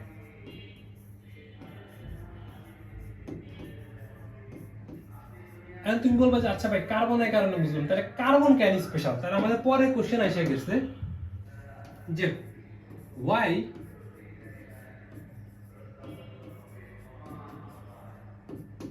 Carbon is special. অর্থাৎ অর্গানিক স্পেশাল কার কারণে? কার্বনের কারণে। এখন কথা হচ্ছে কার্বন তাহলে কেন কার্বন ছাড়া কেন অন্য কেউ না? কেন অক্সিজেন না?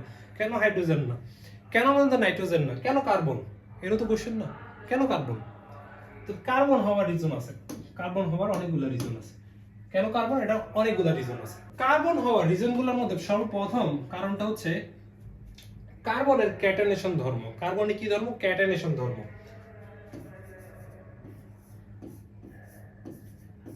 এগুলো এই যে একটা টপিক পড়াচ্ছি, এটা কিন্তু তোমার এইচএসসি লেভেলের, কিন্তু এর একটা ছোট একটা কনসেপ্ট তোমাকে বিল করতে হবে যে কেন পড়তেছি। আন্দাজি পড়লে তো হবে না, এসএসসি লেভেলের বইয়ে তোমার ডাইরেক্ট ঢুকাই দিছে, কিন্তু এখানে তো তোমার একটা বেসিক বিল্ড আপ করে আসতে হবে। আন্দাজি পড়লে তো হবে না, কেন পড়তেছে এটা জানা লাগবে। ক্যাটেনেশন ধর্ম, কার্বনের কি ধর্ম? ক্যাটেনেশন ধর্ম। কার্বনের কি আছে? একটা ক্যাটেনেশন ধর্ম আছে। ক্যাটেনেশন ধর্মটা কি? ক্যাটেনেশন ধর্মটা হচ্ছে কার্বন, একটি কার্বন আরেকটি কার্বনের সাথে শিকলের মতো কানেক্টেড হইতে পারে। একটি কার্বন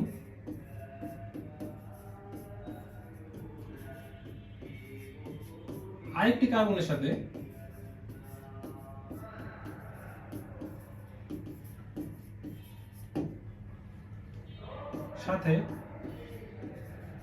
শিকল অথবা রিং ফর্ম করে, রিং এর মতো স্ট্রাকচার ফর্ম করে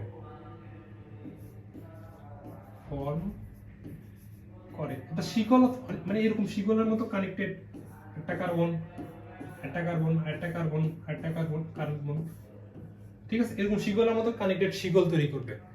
আবার অনেক সময় রিং ফর্ম করবে, রিং, অর্থাৎ কার্বন স্লাইটলি এরকম হইতে পারে, এরকম রিং হইতে পারে, অর্থাৎ রেক্ট্যাঙ্গুলার হইতে পারে, অথবা কার্বন কি হইতে পারে,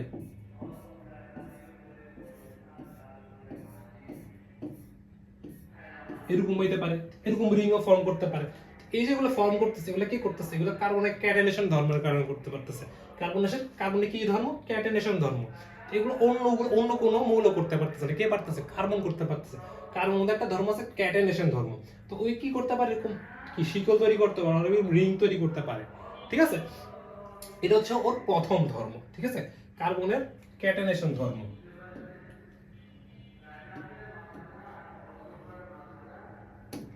এটাকে আমরা দিলাম 1 নাম্বার নাম দিই।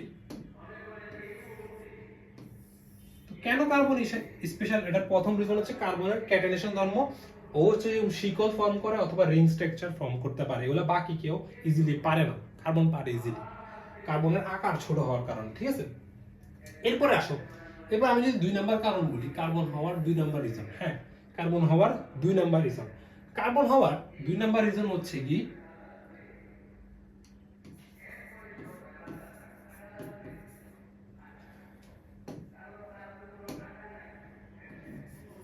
কার্বন 4টি সমযোজী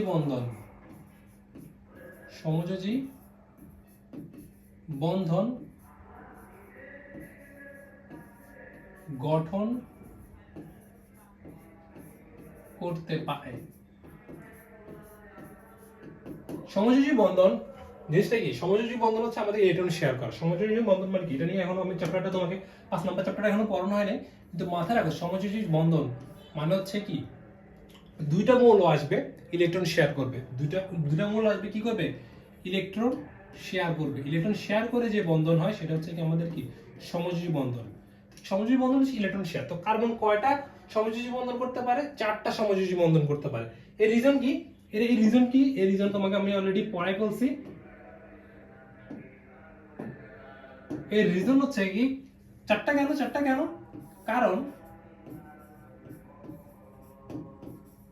কারণ কি, কার্বনের যোজনী কত, কার্বনের যোজনী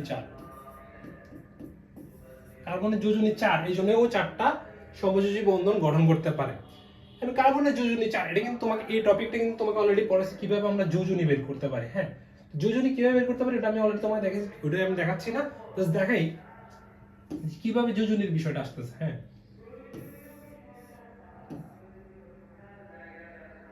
তো কার্বনের কয়টা ইলেকট্রন, কার্বনের ইলেকট্রন লিখে আগে, কার্বনের ইলেকট্রন যদি কার্বন 6, তো ইলেকট্রন যদি করি 1s2 2s2 2p4 sorry 2p2, ঠিক আছে, তাহলে 6টা হয়েছে। হ্যাঁ, তার মানে সর্বশেষ 2 নাম্বার শক্তি স্তর, সর্বশেষ শক্তি স্তরে কয়টা ইলেকট্রন আছে, 2 নাম্বার শক্তি স্তরে 2 2 4, 4টা ইলেকট্রন, ঠিক আছে। তার মানে কার্বনের প্রথম শক্তি স্তরে কয়টা আছে, 2টা আছে, দেখো 1 2, প্রথম শক্তি স্তরে কয়টা আছে, 2টা আছে, তাহলে 1 2, 2 নম্বর শক্তি স্তরে কয়টা আছে, 4টা আছে। তো আমি যদি 4টা লিখি, 1 2 3 4, তাহলে এটা হচ্ছে আমাদের কি, কার্বন 6, ঠিক আছে। তাহলে কার্বন সর্বশেষ স্তরে 4টা ইলেকট্রন আছে। এখন ও কি করতে পারবে, দেখো ও 4টা ইলেকট্রন 4 জনের সাথে শেয়ার করলে 4টা, আমি কি বলছি, প্রত্যেকটা শেয়ার একটা সমযোজী বন্ধন। তাহলে ও যদি 4টাই শেয়ার করে তাহলে কি হবে, 4টা সমযোজী বন্ধন হবে, বুঝতে পারতেছো। কারণ ও কি, সর্বশেষ শক্তি স্তরে 4টা সিঙ্গেল ইলেকট্রন আছে, তাহলে সর্বশেষ শক্তি স্তরে যতটা ইলেকট্রন থাকবে এটা হচ্ছে যোজনী কত, 4, ঠিক আছে। যোজ্যতা স্তরে ইলেকট্রন কয়টা আছে, 4টা আছে, তার মানে যোজনী 4। এবং ও চারটি ইলেকট্রন কি করতে পারে, এক সিঙ্গেল সিঙ্গেল প্রত্যেকটা শেয়ার করতে পারে। শেয়ার করলেও কি করবে, সমযোজী বন্ধন করবে। কিভাবে শেয়ার করতে পারে দেখো, আমি এটাও দেখাই দিই। দেখো প্রত্যেকটা কার্বনের সাথে, প্রত্যেকটা কার্বন না, প্রত্যেকটা কার্বনের সর্বশেষ ইলেকট্রনগুলোর সাথে একটা একটা করে হাইড্রোজেন শেয়ার করবে। কার মাধ্যমে শেয়ার করবে? দুইজন। একা তো শেয়ার করবে না, শেয়ার করবে আরেকজনের সাথে, আরেকটা মৌলের সাথে। কার সাথে? ধরো যে হাইড্রোজেনের সাথে শেয়ার করলো, যেহেতু হাইড্রোকার্বন পড়তেছি, তাহলে শেয়ার করলো, একটা ইলেকট্রন শেয়ার করলো। হাইড্রোজেন এসে একটা ইলেকট্রন, ওর একটা ইলেকট্রন শেয়ার। হাইড্রোজেন তো একটা ইলেকট্রন। হাইড্রোজেন ইলেকট্রন কয়টা? হাইড্রোজেন ইলেকট্রন তো একটাই, ওর একটা শেয়ার করছে, আর কার্বন একটা শেয়ার করছে। তাহলে কার্বনের এখানে হাইড্রোজেনের দুইটা হয়ে গেছে। তাহলে হাইড্রোজেন হচ্ছে কি, হিলিয়ামের ইলেকট্রন বিন্যাস অর্জন করছে। তাহলে হাইড্রোজেন স্থির হয়ে, মানে স্থিতিশীল হয়ে গেছে। এরপর দেখো কার্বনের এখানে আরেকটা হাইড্রোজেন এসে শেয়ার করলো, হাইড্রোজেনের একটা ইলেকট্রন। এখানে আরেকটা হাইড্রোজেন এসে শেয়ার করলো, এখানে আরেকটা হাইড্রোজেন এসে শেয়ার করলো, হাইড্রোজেনের একটা ইলেকট্রন। তাহলে চারটা হাইড্রোজেন একটা একটা শেয়ার করছে। তাহলে এখন দেখো কার্বনের সর্বশক্তি স্তরে কয়টা ইলেকট্রন আছে? 1 2 3 4 5 6 7 8। তার মানে ওর সর্বশেষ শক্তি স্তরে 8টা ইলেকট্রন হয়ে গেছে। আর আমরা জানি কি 8টা ইলেকট্রন মানে কি, অষ্টক পূর্ণ। 8টা ইলেকট্রন মানে কি, অষ্টক পূর্ণ। অষ্টক পূর্ণ মানে কি, স্থিতিশীল। এটা মানে কি, স্টেবল। অষ্টক পূর্ণ হয়েছে মানে কি, স্টেবল হয়েছে। তাহলে হাইড্রোজেন স্টেবল হয়ে গেছে, কার্বনও স্টেবল হয়ে গেছে। মাঝখানে আমাদের কি হচ্ছে, কার্বন। তাহলে কার্বনও স্টেবল হয়ে গেছে, আমাদের কি হাইড্রোজেনও স্টেবল হয়ে গেছে। বুঝছো? তো কার্বনের সর্বশেষ স্তরে একটা একটা করে কয়টা ইলেকট্রন আছে? 4টা ইলেকট্রন আছে। আর এই চারটা হাইড্রোজেনের সাথে শেয়ার করছে। তাহলে ওর কয়টা কোভ্যালেন্ট, সহযোগী বন্ধনকে ইংলিশে বলে কোভ্যালেন্ট বন্ড। তাহলে কয়টা কোভ্যালেন্ট বন্ড আছে? 4টা কোভ্যালেন্ট বন্ড আছে। 4টা সমযোজী বন্ধন। একটা সমযোজী বন্ধন, দুইটা, তিনটা, 4টা। তাহলে 4টা সমযোজী বন্ধন আছে। তাহলে কার্বন কি করতে পারে? 4টা সমযোজী বন্ধন করতে পারে, অন্য কেউ ইজিলি পারে না। ঠিক আছে? তো এটা একটা ওর স্পেশালিটি। তাহলে ওর এক নাম্বার স্পেশালিটি পড়ছে কি, ওর মধ্যে ক্যাটানেশন ধর্ম আছে। ওর মধ্যে কি ধর্ম আছে? ক্যাটানেশন ধর্ম আছে। 2 নাম্বার স্পেশালিটি পড়ছে কার্বনের 4টা সমযোজী বন্ধনই अवेलेबल। ঠিক আছে? এরপরে আসো 3 নম্বরে আসো। 3 নাম্বার কি বলছি? 3 নাম্বার কি বলছি এখনো বলিনি, বলতেছি। 3 নাম্বার হচ্ছে কি, কার্বনে একক বন্ধন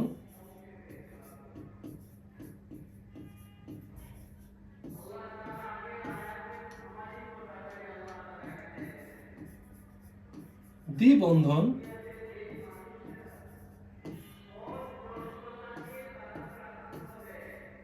ত্রিবন্ধন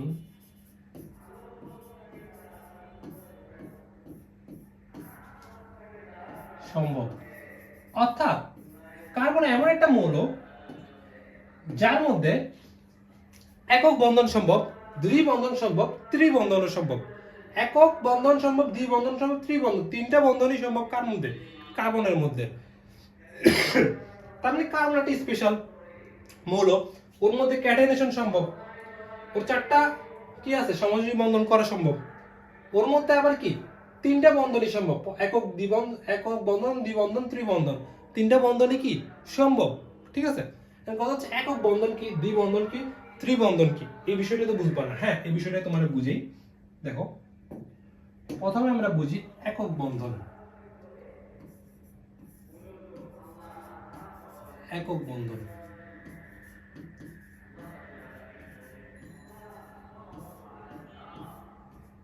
সমযোজী যৌগের মধ্যে, সমযোজী যৌগে যখন সমযোজী বন্ধন যখন হয়, সমযোজী বন্ধনে এক জোড়া ইলেকট্রন শেয়ার হইলে তখন বলবো একক বন্ধন। এক বন্ধন কোন বলবো? যখন এক জোড়া ইলেকট্রন শেয়ার হয়। কি বলছি? এক জোড়া ইলেকট্রন কি হয়, শেয়ার হয়, তখন হবে কি আমাদের একক বন্ধন। আর এক জোড়া মানে কয়টা ইলেকট্রন? 2টা ইলেকট্রন। 2টা ইলেকট্রন শেয়ার হবে, তখন আমরা এটা কি নাম দিব? সমযোজী বন্ধন নাম দিব। ঠিক আছে? সরি তখন আমরা এটাকে বলবো একক বন্ধন হয়েছে, তখন কি বলবো আমরা একক বন্ধন বলবো, ঠিক আছে। এখন দেখো এই যে আমাদের এইগুলো হচ্ছে এগুলো হবে কার্বন কার্বনের মধ্যে, একক বন্ধনটা কার কার মধ্যে, কার্বন কার্বন,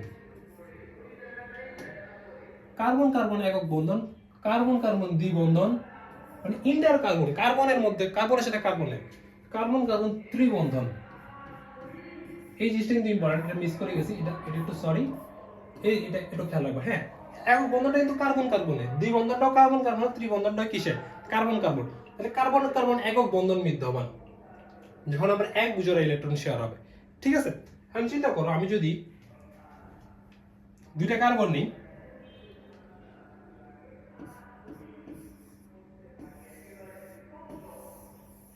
ঠিক আছে, এটা একটা কার্বন যার মধ্যে কয়টা ইলেকট্রন, প্রথম শক্তি স্তরে কয়টা ইলেকট্রন, প্রথম শক্তি স্তরে হচ্ছে দুইটা ইলেকট্রন, আর 2 নম্বর শক্তি স্তরে 4টা ইলেকট্রন, ঠিক আছে। 2 নম্বর শক্তি স্তরে কয়টা ইলেকট্রন, 4টা ইলেকট্রন। তাহলে ওর সাথে আরেকটা কার্বন আসবে, হ্যাঁ, ওর সাথে ধরো যে আরেকটা কার্বন আসলো,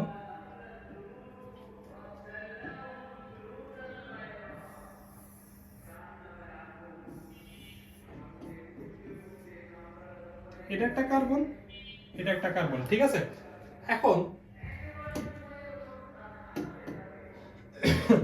ধরো যে ওর মধ্যে তো সেম অবস্থা না, ওর প্রথম শক্তি স্তরে 2টা আর 2 নম্বরে 4টা,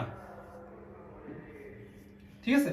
এখন চিন্তা কর, ওর যে 4টা, এখন 3টা লিখছে, আরেকটা বাকি, এই 4টা, তাহলে ওর একটা আর ওর এই কার্বনের ওই মানে এই কার্বনের একটা আর এই কার্বনের একটা, এই দুইটা হচ্ছে ওরা শেয়ার করছে, ওরা শেয়ার করছে, কয়টা শেয়ার করছে, এক জোড়া শেয়ার করছে, কয়টা শেয়ার করছে, এক জোড়া শেয়ার করছে,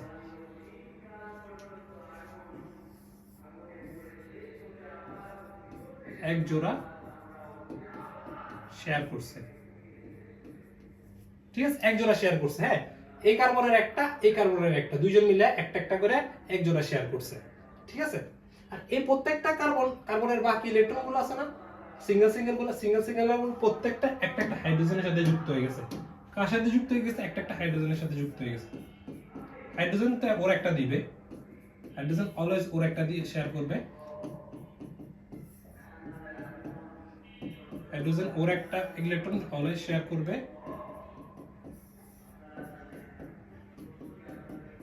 কিন্তু কার্বন কার্বন বন্ধন হয়েছে, কার্বন কার্বন কয়টা ইলেকট্রন শেয়ার হয়েছে, কার্বন কার্বন একটা ইলেকট্রন শেয়ার, মানে এক জোড়া ইলেকট্রন শেয়ার হয়েছে, মানে দুইটা ইলেকট্রন, কার্বন কার্বন এক জোড়া ইলেকট্রন শেয়ার হয়েছে।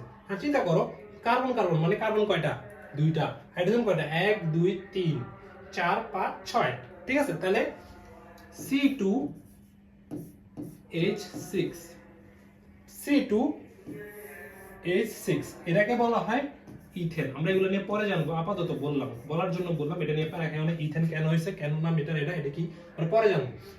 এটা হচ্ছে কি C2H6, কার্বন দুইটা, হাইড্রোজেন 6টা। মানে কার্বন কার্বন কয় জোড়া ইলেকট্রন শেয়ার হয়েছে, এক জোড়া ইলেকট্রন শেয়ার হয়েছে। তাহলে এটাকে আমরা কিভাবে লিখবো, এটাকে আমরা লিখবো যে কার্বন বন্ড কার্বন, স্পেস নিয়ে লিখি,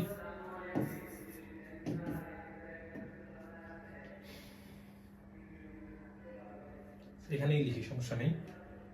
আচ্ছা, তাহলে এটা কি দাঁড়াচ্ছে, কার্বন বন্ড কার্বন, কার্বন কার্বনকে একক বন্ধন, কারণ এই কার্বনে এক জোড়া ইলেকট্রন শেয়ার হয়েছে, সাথে কয়টা, ওর সাথে কয়টা হাইড্রোজেন আছে, 3টা, আর ওর সাথে কয়টা আছে, 3টা, তাহলে H3, ওর সাথেও H3, ঠিক আছে।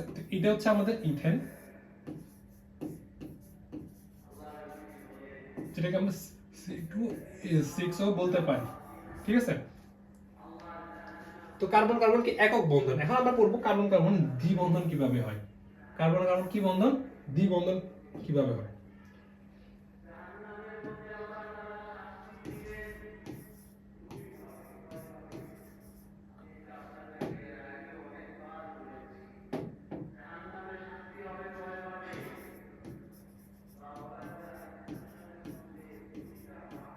দ্বিবন্ধন, ঠিক আছে, কার্বন কার্বন দ্বিবন্ধন, কার্বন কার্বন দ্বিবন্ধন কিভাবে এটা আমরা দেখবো। এটা কার্বন দ্বিবন্ধন মানে কি, অলরেডি তোমরা অনেকে হয়তো গেস করে বলছো, কার্বন কার্বন দ্বিবন্ধন মানে দুই জোড়া ইলেকট্রন শেয়ার হবে। কয় জোড়া? দুই জোড়া ইলেকট্রন শেয়ার হবে। আর দুই জোড়া মানে কয়টা ইলেকট্রন? দুই জোড়া মানে চারটা ইলেকট্রন শেয়ার হবে। দুই জোড়া মানে কি? চারটা ইলেকট্রন শেয়ার হবে। ঠিক আছে? তাহলে কার্বন কার্বন দ্বিবন্ধন আমরা পড়ছি, কার্বন কার্বন একক বন্ধন, এখন পড়ব কার্বন কার্বন দ্বিবন্ধন। হ্যাঁ, তো কার্বন কার্বন দ্বিবন্ধনটা একটু দেখি, আমরা একটু দেখাই। মাঝখানে এত ডিটেইলস আঁকলাম না, আমি একটু শর্টকাট আঁকি। ঠিক আছে, এত লেন্দি করে লাভ নেই বিষয়টা। ধরো যে সর্বশেষ শক্তি স্তরটা আঁকছি শুধু, হ্যাঁ, প্রথম শক্তি স্তর আঁকিনি। এটা তো আরেকটা কার্বন নিছি, ওরও প্রথম শক্তি স্তর আঁকিনি, সর্বশেষ শক্তি স্তর আঁকছি। ওদের মধ্যে ওরা এখন ইলেকট্রন শেয়ার করবে। এখন চিন্তা করো, ও ওর দুইটা শেয়ার করছে, ও ওর দুইটা শেয়ার করছে। ওদের সর্বশেষ স্তর কয়টা আছে? চারটা আছে না? ওর চারটা আছে, ওর চারটা আছে। ও ওই চারটা থেকে দুইটা শেয়ার করছে, ওর ওই চারটা থেকে দুইটা শেয়ার করছে। তাহলে ওর এই দুইটা যদি লিখি আর ওর দুইটা যদি লিখি, তাহলে ইয়েলো দুইটা হচ্ছে কি এ কার্বনের, আর অরেঞ্জ দুইটা হচ্ছে কি এ কার্বনের। তাহলে ও দুইটা শেয়ার করছে, ও দুইটা শেয়ার করছে। তাহলে টোটাল কয়টা শেয়ার করছে? চারটা শেয়ার করছে। মানে কয় জোড়া? দুই জোড়া শেয়ার করছে। আর যদি ও দুইটা শেয়ার করে, ওর আরো দুইটা থাকবে না? ওর থাকবে দুইটা, ওর থাকবে আরো দুইটা। তো চারটা ছিল না? সর্বশেষ স্তরে কয়টা আছে? সর্বশেষ স্তরে 1 2 3 4, চারটা ছিল। সর্বশেষ চারটা ছিল, কয়টা শেয়ার করছে? দুইটা শেয়ার করছে, আর বাকি থাকলো দুইটা। তাহলে এই দুইটাতে হাইড্রোজেন আসবে, হাইড্রোজেন আইসা একটা ইলেকট্রন শেয়ার করবে, হাইড্রোজেন আইসা একটা ইলেকট্রন শেয়ার করবে, হাইড্রোজেন আইসা একটা ইলেকট্রন শেয়ার করবে, হাইড্রোজেন আইসা একটা ইলেকট্রন শেয়ার করবে। ঠিক আছে, তাহলে এখানে দুইটা হাইড্রোজেনের সাথে দুইটা কোভ্যালেন্ট বন্ড। আর কার্বন কার্বন, কার্বন কার্বন কি কয় জোড়া শেয়ার হয়েছে? দুই জোড়া শেয়ার হয়েছে। দুই জোড়া হলে কি বলছি? দ্বিবন্ধন হবে। দুই জোড়া হলে কি হবে? দ্বিবন্ধন হবে। তো এটা আমরা কিভাবে লিখবো? এটা এইভাবে লিখবো যে কার্বন কার্বন, এখানে কার্বন কার্বন কয় জোড়া শেয়ার হয়েছে? দুই জোড়া। দুই জোড়া মানে দ্বিবন্ধন হবে। কার্বন আছে কয়টা? দুইটা। হাইড্রোজেন আছে কয়টা? 1 2 3 4, ওর সাথে দুইটা, ওর সাথে দুইটা। তাহলে H2 H2, ওর সাথে দুইটা আছে, ওর সাথে দুইটা আছে। ঠিক আছে, তাহলে এটা হচ্ছে আমাদের কি বলবো? এটা হচ্ছে আমাদের এইভাবে লিখতে পারি C2H4। এটাকে আমরা ইথিন বলি। কি বলি? ইথিন। ইথিন ইথেন ইথেন এইসব জিনিসপাতি নিয়ে মাথা ঘামানোর দরকার নেই, তুমি বিষয়টা বুঝো। দ্বিবন্ধনটা কি ওটা বুঝো, ওগুলো আমরা পরে পড়বো। ইথিন ইথেন পরে পড়বো। একক বন্ধন বুঝছো কিনা, দ্বিবন্ধন বুঝছো কিনা এটা আমাকে জানো। হ্যাঁ, দ্বিবন্ধন বুঝছো কিনা জানো। দ্বিবন্ধন, একক বন্ধন মানে এক জোড়া ইলেকট্রন শেয়ার হবে, আর দ্বিবন্ধন মানে কি? দুই জোড়া ইলেকট্রন শেয়ার হবে। বুঝছো? তাহলে আসো আমরা দ্বিবন্ধনটাও ক্লিয়ার করে নিই। সি নাম্বার হচ্ছে কি আমাদের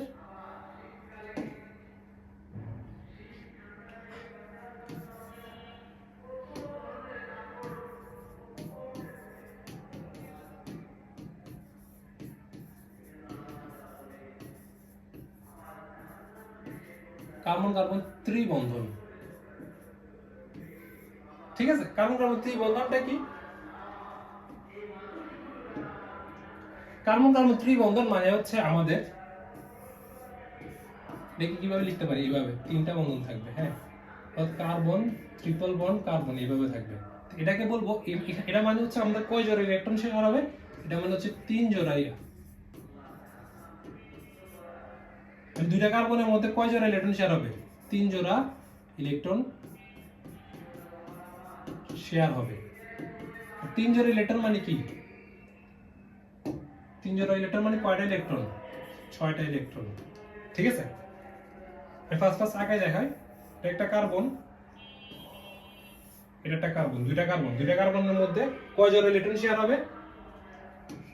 ওর তিন জোড়া শেয়ার হবে। তাহলে ও তিনটা দিবে, ও তিনটা দিবে, তাহলে টোটাল 6টা হবে। হ্যাঁ, তিন জোড়া মানে কয়টা? 6টা। তার মানে ও তিনটা দিবে, ও তিনটা দিবে, তাহলে টোটাল 6টা হবে।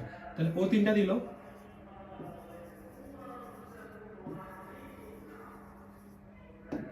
আর ও অরেঞ্জ কালার তিনটা দিবে।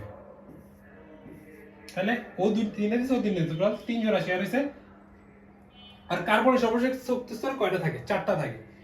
1s2 2s2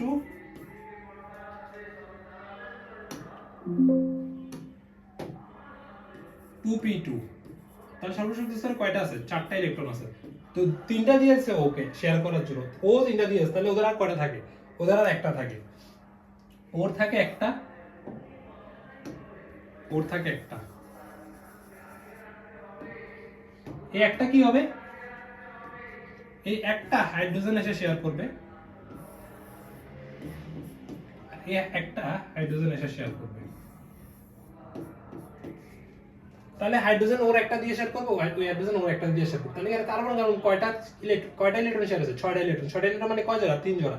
আর কার্বন কার্বন 3 জোড়া যদি শেয়ার হয় তাহলে কার্বন কার্বন ট্রিপল বন্ড হবে, ট্রিপল বন্ড হবে। হ্যাঁ, ট্রিপল বন্ড হবে। তাহলে কার্বন কার্বন ট্রিপল বন্ড। আর হাইড্রোজেন কয়টা আছে? একটা, ওর সাথে একটা, তাহলে একটা হাইড্রোজেন, একটা হাইড্রোজেন। ঠিক আছে, তো কার্বন দুইটা, হাইড্রোজেন দুইটা, C2H2 এভাবে লিখতে পারি চাইলে আমরা। হ্যাঁ, ঠিক আছে,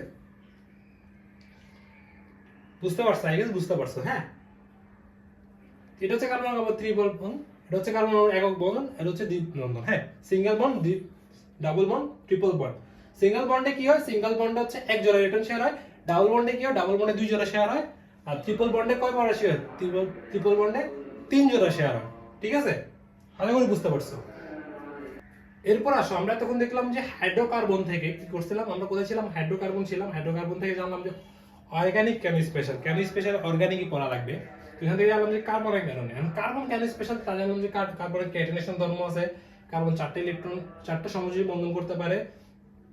কার্বন 3 ধরনের বন্ধন করতে পারে, carbon carbon double, single bond, carbon carbon double bond, carbon triple bond. ঠিক আছে, তো এগুলো হচ্ছে কার্বনের স্পেশালিটি, এইজন্য অর্গানিকও স্পেশাল। হ্যাঁ, এগুলো হচ্ছে কি বলতে পারা যাবে কি পড়ালেন, কিন্তু এই সিম্পল বেসিকটা কিন্তু অনেক কাজে লাগবে। ঠিক আছে, এরপর আসো, আমরা এখন দেখবো যে হাইড্রোকার্বনের শ্রেণী বিভাগ।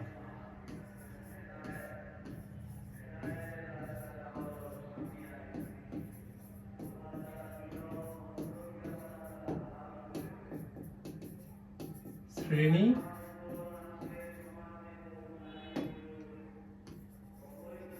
বিভাগ, ঠিক আছে, হাইড্রোকার্বনের শ্রেণী বিভাগ।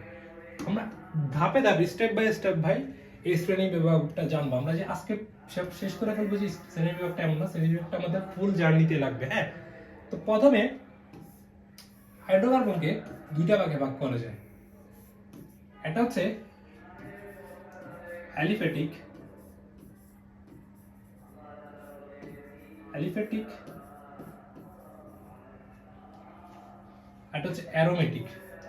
এদেরকে নামকরণের মানে ডিফারেন্ট করার রিজনটা কি, এগুলো সব আমরা ডিটেইলস জানবো। এখন প্যারা খাও না, এখন জাস্ট জানো অ্যারোমেটিক। হ্যাঁ, এখন জাস্ট জানো যে দুইটা জিনিস হয়, একটা অ্যালিফ্যাটিক, একটা অ্যারোমেটিক। হ্যাঁ, এগুলো আমরা ডিটেইলস জানবো, সব একসাথে দিতে গেলে মাথা এলোমেলো হয়ে যাবে। ঠিক আছে, এরপর দেখো অ্যালিফ্যাটিকটাকে আমরা আবার দুই ভাগে ভাগ করি। একটা হচ্ছে মুক্ত শিকল,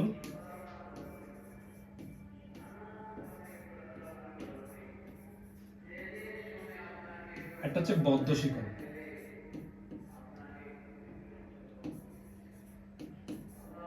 ঠিক আছে, এখন এই মুক্ত শিকলটাকে আমি আবার দুইটা পার্টে ভাগ করি। এখন ওই দুইটা পার্ট থেকে আরো 3টা পার্ট আসে, কিন্তু অত গোজামিল করতেছি না, আমি জাস্ট সিম্পল রাখার ট্রাই করতেছি। একটু একটু সিম্পল রাখো। ঠিক আছে, আর ওই দুইটা পার্ট আমি আলোচনা পরে করব। ঠিক আছে, আমরা আগে একটু সিম্পল ভাবে বুঝি। হ্যাঁ, মুক্ত শিকলটাকে আমি যদি দুইটা পার্ট, 3টা পার্ট করি, মুক্ত শিকল 3টা ভাগে বিভক্ত। এটা হচ্ছে অ্যালকেন,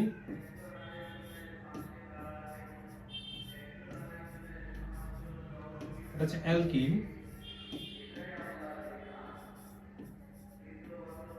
এটা হচ্ছে অ্যালকাইন।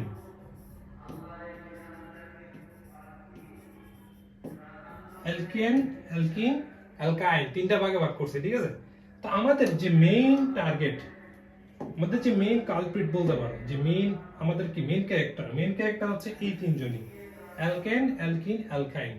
তো আমাদের তুমি যদি হাইড্রোকার্বন শ্রেণী বিভাগ বলো, তাহলে দুটো ভাগে ভাগ, একটা হচ্ছে অ্যালিফ্যাটিক, একটা অ্যারোমেটিক।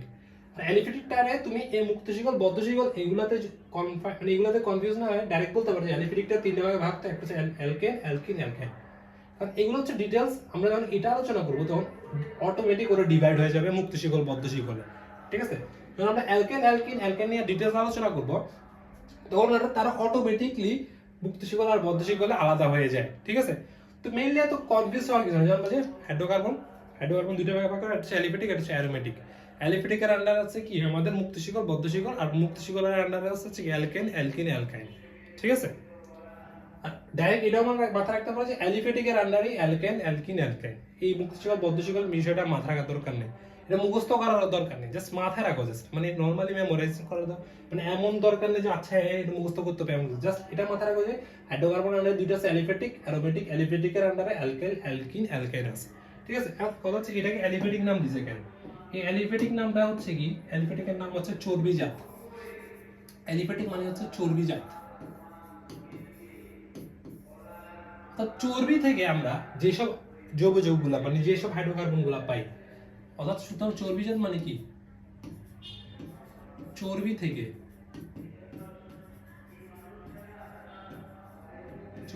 কি পাই, অর্থাৎ চর্বি থেকে যেসব হাইড্রোকার্বন গুলা পাই সেগুলাকে বলি আমরা কি অ্যালিফেটিক। ঠিক আছে, এটার নাম দিয়েছি কি আমরা অ্যালিফেটিক। আর অ্যালিফেটিক দুইটা ভাগে ভাগ, তো মুক্তশিকল বদ্ধশিকল, মুক্তশিকল আন্ডারে অ্যালকেন অ্যালকিন অ্যালকাইন। এই অ্যালকেন অ্যালকিন অ্যালকাইন এরাই হচ্ছে আমাদের কি মেইন ক্যারেক্টার, ওরাই হচ্ছে মুভির মেইন ক্যারেক্টার।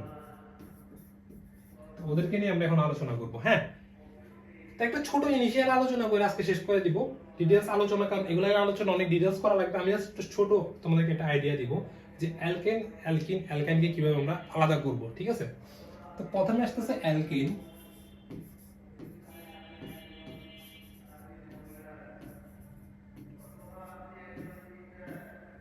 এরপর আসতেছে অ্যালকিন,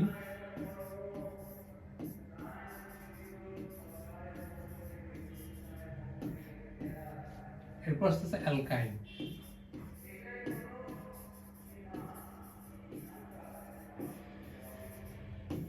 তো আইডেন্টিফাই করার সবচেয়ে ইজি, সবচেয়ে একদম মোস্ট ইম্পর্টেন্ট আইডেন্টিফাই করার ওয়ে হচ্ছে কি, আমরা তখন যেটা নিয়ে আলোচনা করছি, অ্যালকেনে থাকে এক জোড়া কার্বন কার্বনে এক জোড়া ইলেকট্রন শেয়ার হয়, তার মানে কার্বন কার্বন সিঙ্গেল বন্ড। আর অ্যালকেনে থাকে কার্বন কার্বন ডাবল বন্ড, আর অ্যালকাইনে থাকে কার্বন কার্বন ট্রিপল বন্ড। ঠিক আছে, বুঝতে পারছো? অ্যালকেনে থাকে কার্বন কার্বন সিঙ্গেল বন্ড, অ্যালকিনে কার্বন কার্বন ডাবল বন্ড, আর অ্যালকাইনে হচ্ছে কার্বন কার্বন ট্রিপল বন্ড। একটা জিনিস এখানে আমি একটা জিনিস বলতে ভুলে গেছি, এই যে কার্বন 4টি সমযোজী বন্ধন গঠন করে, এটা দিয়ে কি বোঝা জানো? কার্বনের 4টা হাত আছে। দেখো এই কার্বনের এই যে ডায়াগ্রামটা আমি এইভাবে লিখতে পারি, কার্বন হাইড্রোজেনের সাথে একটা সমযোজী বন্ধন, হাইড্রোজেনের সাথে আরেকটা সমযোজী বন্ধন, হাইড্রোজেনের সাথে আরেকটা সমযোজী বন্ধন, হাইড্রোজেনের সাথে আরেকটা সমযোজী বন্ধন। দেখো এটাকে কিন্তু লিখছি, এটাকে লিখছি। দেখো এইটাকে কার্বন আর হাইড্রোজেন একটা সমযোজী বন্ধন, এই একটা কার্বন হাইড্রোজেন আরেকটা সমযোজী বন্ধন, এই একটা কার্বন হাইড্রোজেন আরেকটা সমযোজী বন্ধন, এই একটা কার্বন হাইড্রোজেন আরেকটা সমযোজী, এই একটা। তাহলে যেহেতু প্রত্যেকটার মধ্যে এক জোড়া করে ইলেকট্রন শেয়ার হচ্ছে, এক জোড়া, তার মানে সিঙ্গেল বন্ড পাবে, single bond single bond single bond. তাহলে এক জোড়া করে শেয়ার হলে আমরা জানি কি সিঙ্গেল বন্ড হয়। তাহলে carbon hydrogen single bond, carbon hydrogen single bond, carbon hydrogen single bond, carbon hydrogen single bond. তার মানে কার্বনের এখানে আমি একটা জিনিস বাংলা কথা, এটা একটা বাংলা কথা, এটা থিওরি কথা না, অর্থাৎ আমাদের বইয়ের ভাষা না। বলতে পারো যে এটা দ্বারা কি বুঝতেছি, এটা দ্বারা বুঝতেছি কার্বনের 4টা হাত আছে, এটা বাংলা কথা মনে রাখবা জাস্ট, যে কার্বনের কয়টা হাত আছে এখানে, একটা হাত, দুইটা হাত, তিনটা হাত, 4টা হাত। কার্বনে কয়টা হাত আছে এখানে? 4টা হাত আছে। কার্বনে কয়টা হাত আছে? 4টা হাত আছে। এই জিনিসটা একটু মাথায় রাখবে। দেখো কার্বন কার্বন একটা শেয়ার করছে, তার মানে কি এই কার্বনে একটা হাত, এই কার্বনে একটা হাত ইউজ হয়ে গেছে, তার মানে দুইজনেরই একটা ইউজ হয়ে গেছে। তাহলে কার্বনে যদি 4টা হাত, আর ওর আরো কয়টা হাত থাকবে? 3টা হাত থাকবে। একটা, দুইটা, তিনটা, একটা, দুইটা, তিনটা, তাহলে 3 4 3 4, 4টা হাত হয়েছে। এরপর দেখো প্রত্যেকটা কার্বনে কয়টা হাত থাকবে? প্রত্যেকটা কার্বনে 4টা হাত থাকবে। এই কার্বনের 2টা হাত ইউজ হয়েছে, এই কার্বনের 2টা হাত ইউজ হয়েছে, তাহলে এই কার্বনের আরো 2টা থাকবে, এই কার্বনের আরো 2টা থাকবে। ঠিক আছে, টোটাল কয়টা হয়েছে? 1 2 3 4, 1 2 3 4, তাহলে এই কার্বনেরও 4টা হয়েছে, এই কার্বনেরও 4টা হয়েছে। তারপর দেখো এই কার্বনের তিনটা হাত ইউজ হয়ে গেছে, এই কার্বনের তিনটা হাত ইউজ হয়ে গেছে, তার মানে এই কার্বনের একটা থাকবে, এই কার্বনের আর একটা থাকবে। ঠিক আছে, তাহলে অ্যালকিন অ্যালকেন অ্যালকিন অ্যালকাইন চিনার সহজ উপায় হচ্ছে কি তাদের মধ্যে কি বন্ধন থাকবে, সিঙ্গেল বন্ধন থাকবে। ঠিক আছে, এখন আমি যদি আসতেছি এখানে আবার আসতেছি, আমি কিছু এক্সাম্পল নিই। ধরো যে এখানে আমি প্রথমে একটা অ্যালকেন অর্থাৎ একক বন্ধনওয়ালা কার্বন, এখানে সব একক বন্ধন দিই, আকার ট্রাই করি। হ্যাঁ, তিনটা কার্বন নিই। ঠিক আছে, তিনটা কার্বন নিলাম, প্রত্যেকটার মধ্যে একক বন্ধন। ঠিক আছে, এখন কার্বন আমরা জানি কয়টা হাত থাকে, চারটা হাত থাকে। কার্বনের কয়টা হাত থাকে, চারটা হাত। তাহলে প্রত্যেকটা কার্বনে চারটা হাত পূরণ করতে হবে। তাহলে এই কার্বনে কয়টা হাত আছে, একটা হাত আছে। আরো কয়টা হাত লাগবে, তিনটা হাত। এক, দুই, তিন। ঠিক আছে, তিনটা হাতে তিনটা হাইড্রোজেন। হাত হাইড্রোজেন পরে বসে হাতগুলো আগে হাতগুলো লিখি। হ্যাঁ, তাহলে এই কার্বনে কয়টা হাত হয়েছে, একটা হাত, দুইটা হাত। তাহলে এই কার্বনে দুইটা হাত হয়েছে, আর দুইটা বাকি, কারণ কার্বনে চারটা হাত, একটা হাত, দুইটা হাত। এই কার্বনে কয়টা হাত হয়েছে, একটা হাত হয়েছে, আর তিনটা বাকি, একটা হাত, দুইটা হাত, তিনটা হাত। তাহলে প্রত্যেকটা হাতে একটা করে হাইড্রোজেন বসবে।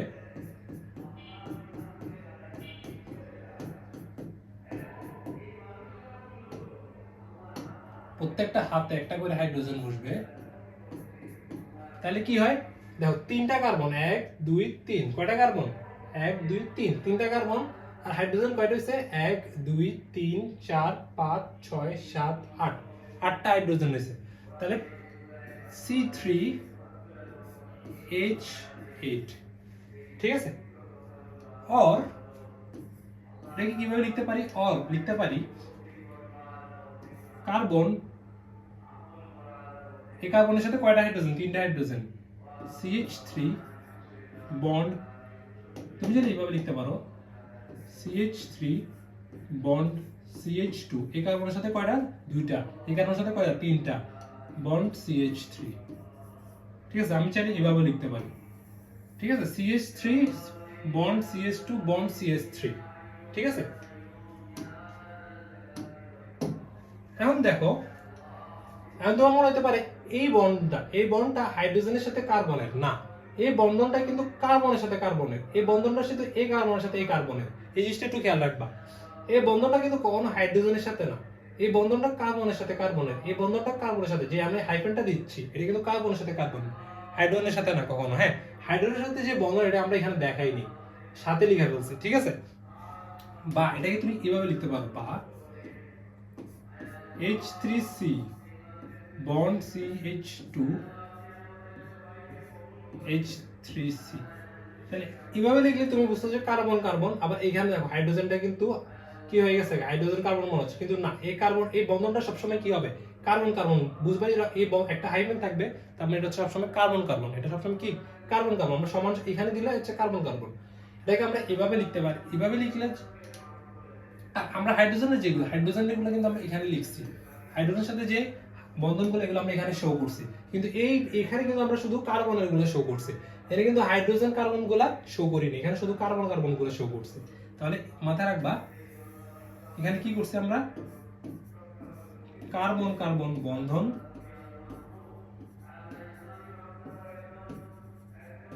শো করছি। ঠিক আছে, এখানে কিন্তু হাইড্রোজেন কার্বন দেখায় না, হাইড্রোজেন কার্বন এগুলা হাইড্রোজেন কার্বন, এগুলো কিন্তু আমরা দেখাই না, এগুলো আমরা হাইড করে ফেলছি। ঠিক আছে, বুঝছো? এরপর দেখো আমরা এখন ডাবল বন্ড নিয়ে একটা করার ট্রাই করি। Carbon carbon double bond carbon. ঠিক আছে, একটা ডাবল বন্ড দিলাম, যেহেতু ডাবল বন্ড নিলে কি হয়, অ্যালকিন হয়। ঠিক আছে, এখন আমরা হাত পূরণ করতে হবে। হ্যাঁ না, কয়টা হাত পূরণ করতে হবে, চারটা হাত। এই কার্বনে কয়টা হাত আছে, একটা হাত। আরো কয়টা, তিনটা হাত বাকি। এই কার্বনে কয়টা হাত বাকি, তিনটা হাত আছে, আরো একটা বাকি, যেহেতু চারটা হাত তাহলে একটা বাকি। এই কার্বনে দুইটা হাত পূরণ হয়ে গেছে, আরো কয়টা বাকি, দুইটা বাকি। তাহলে আমি সবগুলোতে হাইড্রোজেন বসাই দিই, হাইড্রোজেন হাইড্রোজেন হাইড্রোজেন হাইড্রোজেন। এর সাথে চারটা হয়ে গেছে, ওর হাইড্রোজেন হাইড্রোজেন। ঠিক আছে, তাহলে সবগুলার হাত পূরণ, ওর চারটা পূরণ হয়েছে, ওরও চারটা পূরণ হয়েছে, ওরও চারটা পূরণ হয়েছে। ঠিক আছে, দেখে আমরা কিভাবে লিখতে পারি, বা লিখতে পারি, কি লিখতে পারি, কয়টা কার্বন, তিনটা carbon, carbon carbon triple bond অর্থাৎ কার্বনের সাথে এই কার্বনের সাথে কয়টা হাইড্রোজেন? তিনটা হাইড্রোজেন, বন্ড CH, এই কার্বনের সাথে কয়টা? একটা, ডাবল বন্ড CH কত? দুইটা। এভাবে লিখতে পারি। হ্যাঁ, এই কার্বনের সাথে তিনটা হাইড্রোজেন, এই কার্বনের সাথে একটা হাইড্রোজেন, এই কার্বনের সাথে দুইটা হাইড্রোজেন, ঠিক আছে? বা বাকি লিখতে পারি কয়টা কার্বন? তিনটা কার্বন, হাইড্রোজেন কয়টা? 3 2 1 কত? 6টা। তাহলে C3H6।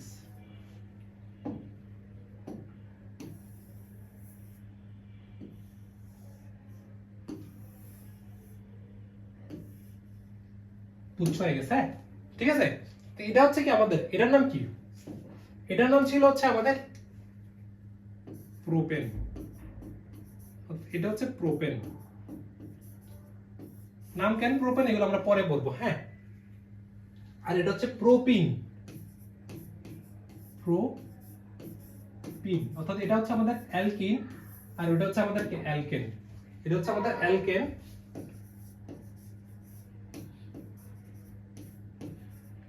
এটা হচ্ছে অ্যালকেন, এটা হচ্ছে অ্যালকিন।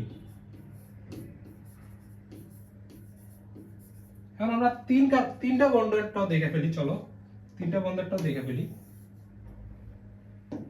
তিনটা বন্ডেরটা কি দেখো, ধরো 4টা কার্বন দিই, এই কার্বনে 3টা বন্ধন দিয়ে দিই। হ্যাঁ, ঠিক আছে, এই কার্বনে 3টা বন্ধন দিয়ে দিলাম। তাহলে এখন আমরা হাতগুলা পূরণ করি। কার্বনে কয়টা হাত পূরণ হয়েছে? একটা হাত। আরো কয়টা বাকি? 3টা বাকি, কারণ কার্বনের 4টা হাত। তাহলে বাকি 3টা দিয়ে দিই। এই কার্বনে 2টা হাত পূরণ হয়েছে, আরো 2টা বাকি। এই কার্বনে কয়টা পূরণ হয়ে গেছে? 4টাই পূরণ হয়ে গেছে। 1 2 3 4, 4টা পূরণ হয়ে গেছে।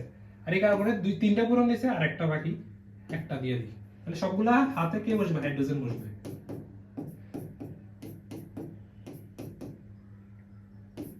সবগুলা হাতে হাইড্রোজেন বসবে। তাই এটাকে আমরা কিভাবে লিখতে পারি? বা এই কার্বনের সাথে কয়টা? 3টা হাইড্রোজেন।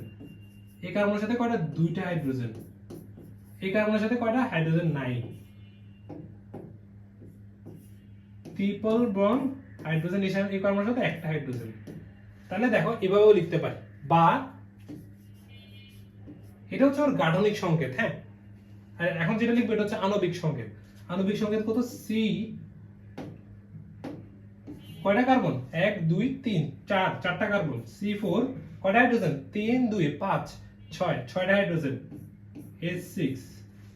ঠিক আছে, এইভাবে লিখতে পারি। এটাকে বলা হচ্ছে গাঠনিক সংকেত।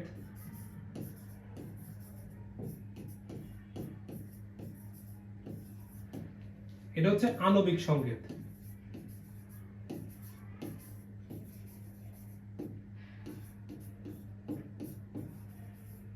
ঠিক আছে, বুঝছো? এভাবে লিখতে পারি। এখন এখানে কিছু কমন জিনিস দেখো। এখানে কি আছে? 3 আর 8 এর মধ্যে কি কমন পাচ্ছ? 3 দুগুণে 6 যোগ 2, অর্থাৎ সি এর কার্বনের পরিমাণ যত, তার ডাবলের থেকে 2 বেশি হচ্ছে আমার হাইড্রোজেনের পরিমাণ। তাহলে এটাকে যদি আমি লিখতে পারি সাংকেতিকভাবে যদি লিখি, তাহলে কি দাঁড়ায়? CnH twice n plus 2। তো এটা হচ্ছে আমাদের কমন সংকেত। কমন হচ্ছে আণবিক সংকেত কার? অ্যালকেনের কমন আণবিক সংকেত। হ্যাঁ, কার্বনের সংখ্যা যত হবে তার ডাবলের থেকে 2 বেশি হবে কার সংখ্যা? হাইড্রোজেনের সংখ্যা। আর যদি অ্যালকিনের ক্ষেত্রে দেখি, দেখো সি হচ্ছে 3, এইচ হচ্ছে 6, মানে কি ডাবল হইছে, জাস্ট ডাবল। তাহলে এটা কমন আণবিক সংখ্যা যদি CnH টুয়াইস n, অর্থাৎ সি যত হবে, সি যদি n হয় এইচ হবে টুয়াইস n, সি যদি 3 হয় এইচ হবে 6, সি যদি 8 হয় এইচ হবে 8 দুগুণে কত? 16। ঠিক আছে, এরপর এটারটা যদি দেখি, এটারটা হচ্ছে কমনটা হবে Cn। দেখো সি কত? 4টা কার্বন, 4টা হাইড্রোজেন কয়টা? 6টা। 4 এর ডাবল কত? 8, 8 থেকে 2 কম, তাহলে কমন হবে কি? CnH twice n minus 2। অর্থাৎ এটা হচ্ছে টুয়াইস n প্লাস 2, আর এটা হচ্ছে টুয়াইস n মাইনাস 2, আর এটা হচ্ছে জাস্ট টুয়াইস n। ঠিক আছে, মানে সি এর পরিমাণ, সি এর সংখ্যা যত, হাইড্রোজেনের সংখ্যা হবে কি? তার ডাবলের থেকে 2 বেশি। কার্বনের সংখ্যা যত তার ডাবল হবে, আর কার্বনের সংখ্যা যত তার ডাবল থেকে 2 কম হবে হাইড্রোজেনের সংখ্যা। তাহলে আমি একটা কমন পাইলাম যে অ্যালকেনের কমন আণবিক সংখ্যা কত, মানে আণবিক সংখ্যাটা হচ্ছে কি আমাদের CN H twice N plus 2। অ্যালকিনের হচ্ছে কি CN H টুয়াইস N, অর্থাৎ জাস্ট ডাবল হবে। আর অ্যালকাইনের হবে কি CN H twice N minus 2, অর্থাৎ ডাবল থেকে 2 কম হবে। ডাবল থেকে কি হবে 2 কম হবে।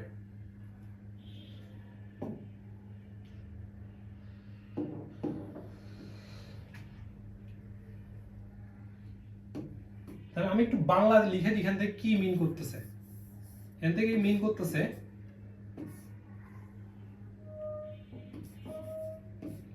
কার্বনের সংখ্যা যত হবে হাইড্রোজেনের সংখ্যা তার ডাবলের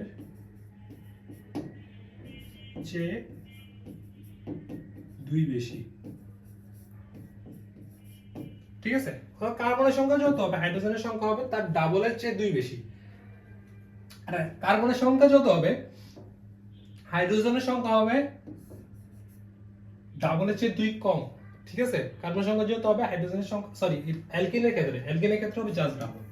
অ্যালকিনের ক্ষেত্রে হবে জাস্ট ডাবল। ঠিক আছে, জাস্ট ডাবল। আর অ্যালকাইনের ক্ষেত্রে কি হবে, অ্যালকাইনের ক্ষেত্রে হবে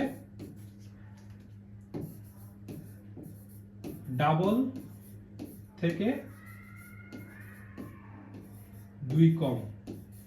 অ্যালকাইনের ক্ষেত্রে কি হবে ডাবল থেকে 2 কম। অ্যালকাইনে ডাবল চেয়ে 2 বেশি, অ্যালকিনে জাস্ট ডাবল, আর অ্যালকাইনে হচ্ছে কি ডাবল থেকে 2 কম। আশা করি বুঝতে পারছো। এখানে আমি যদি ফর এক্সাম্পল নেই,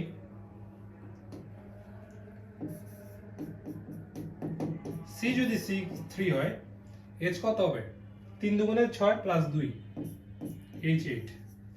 ঠিক আছে, এরপরে দেখো C যদি 7 হয়, H কত হবে 3 দুগুণে মানে 7 দুগুণে 14, 14 যোগ 2 তাহলে কত 16। ঠিক আছে, এরকম এক্সাম্পল ফর এক্সাম্পল। এরপর অ্যালকিনের ক্ষেত্রে যদি এক্সাম্পল নেই, C8 নিলে H কত হবে 16 হবে, C12 নিলে H কত হবে 24 হবে। ডাবল হবে, জাস্ট ডাবল। অ্যালকাইনের ক্ষেত্রে কি হবে, অ্যালকাইনের ক্ষেত্রে ডাবল থেকে 2 কম। C10 নিলে H হবে কত 18, 10 10 দুগুণে 20, 20 থেকে 2 কম। অর্থাৎ কার্বন 10টা থাকলে হাইড্রোজেন থাকবে 18টা। C5 নিলে H কত হবে H8 হবে। ঠিক আছে, এভাবে বের করতে হবে। ঠিক আছে, তোমাদেরকে চলো একটা এক্সাম্পল দিই, হোমওয়ার্ক দিই। হোমওয়ার্কটা হচ্ছে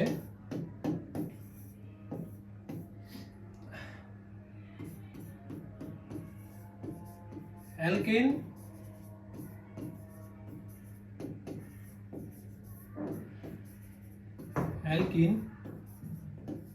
ও অ্যালকাইন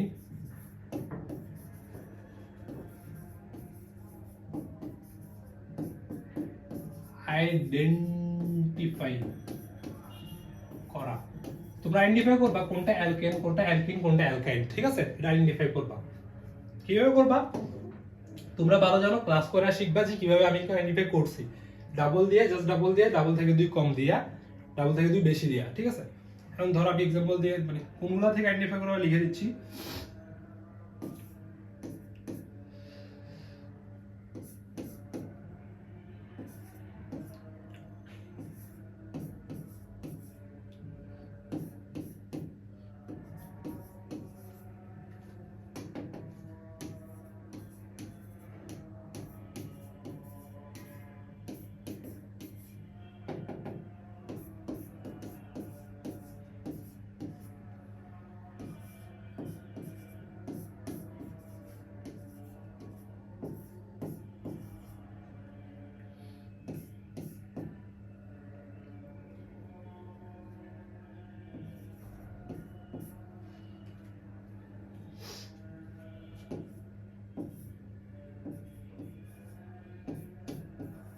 এইগুলা থেকে তোমরা আইডেন্টিফাই করবা কোনটা কার্বন, কোনটা হাইড্রোজেন, কোনটা কি সরি কি বলতেছি উল্টাপাল্টা, কোনটা অ্যালকেন, কোনটা অ্যালকিন, কোনটা অ্যালকাইন, এগুলো কি করবা আইডেন্টিফাই করবা, ঠিক আছে?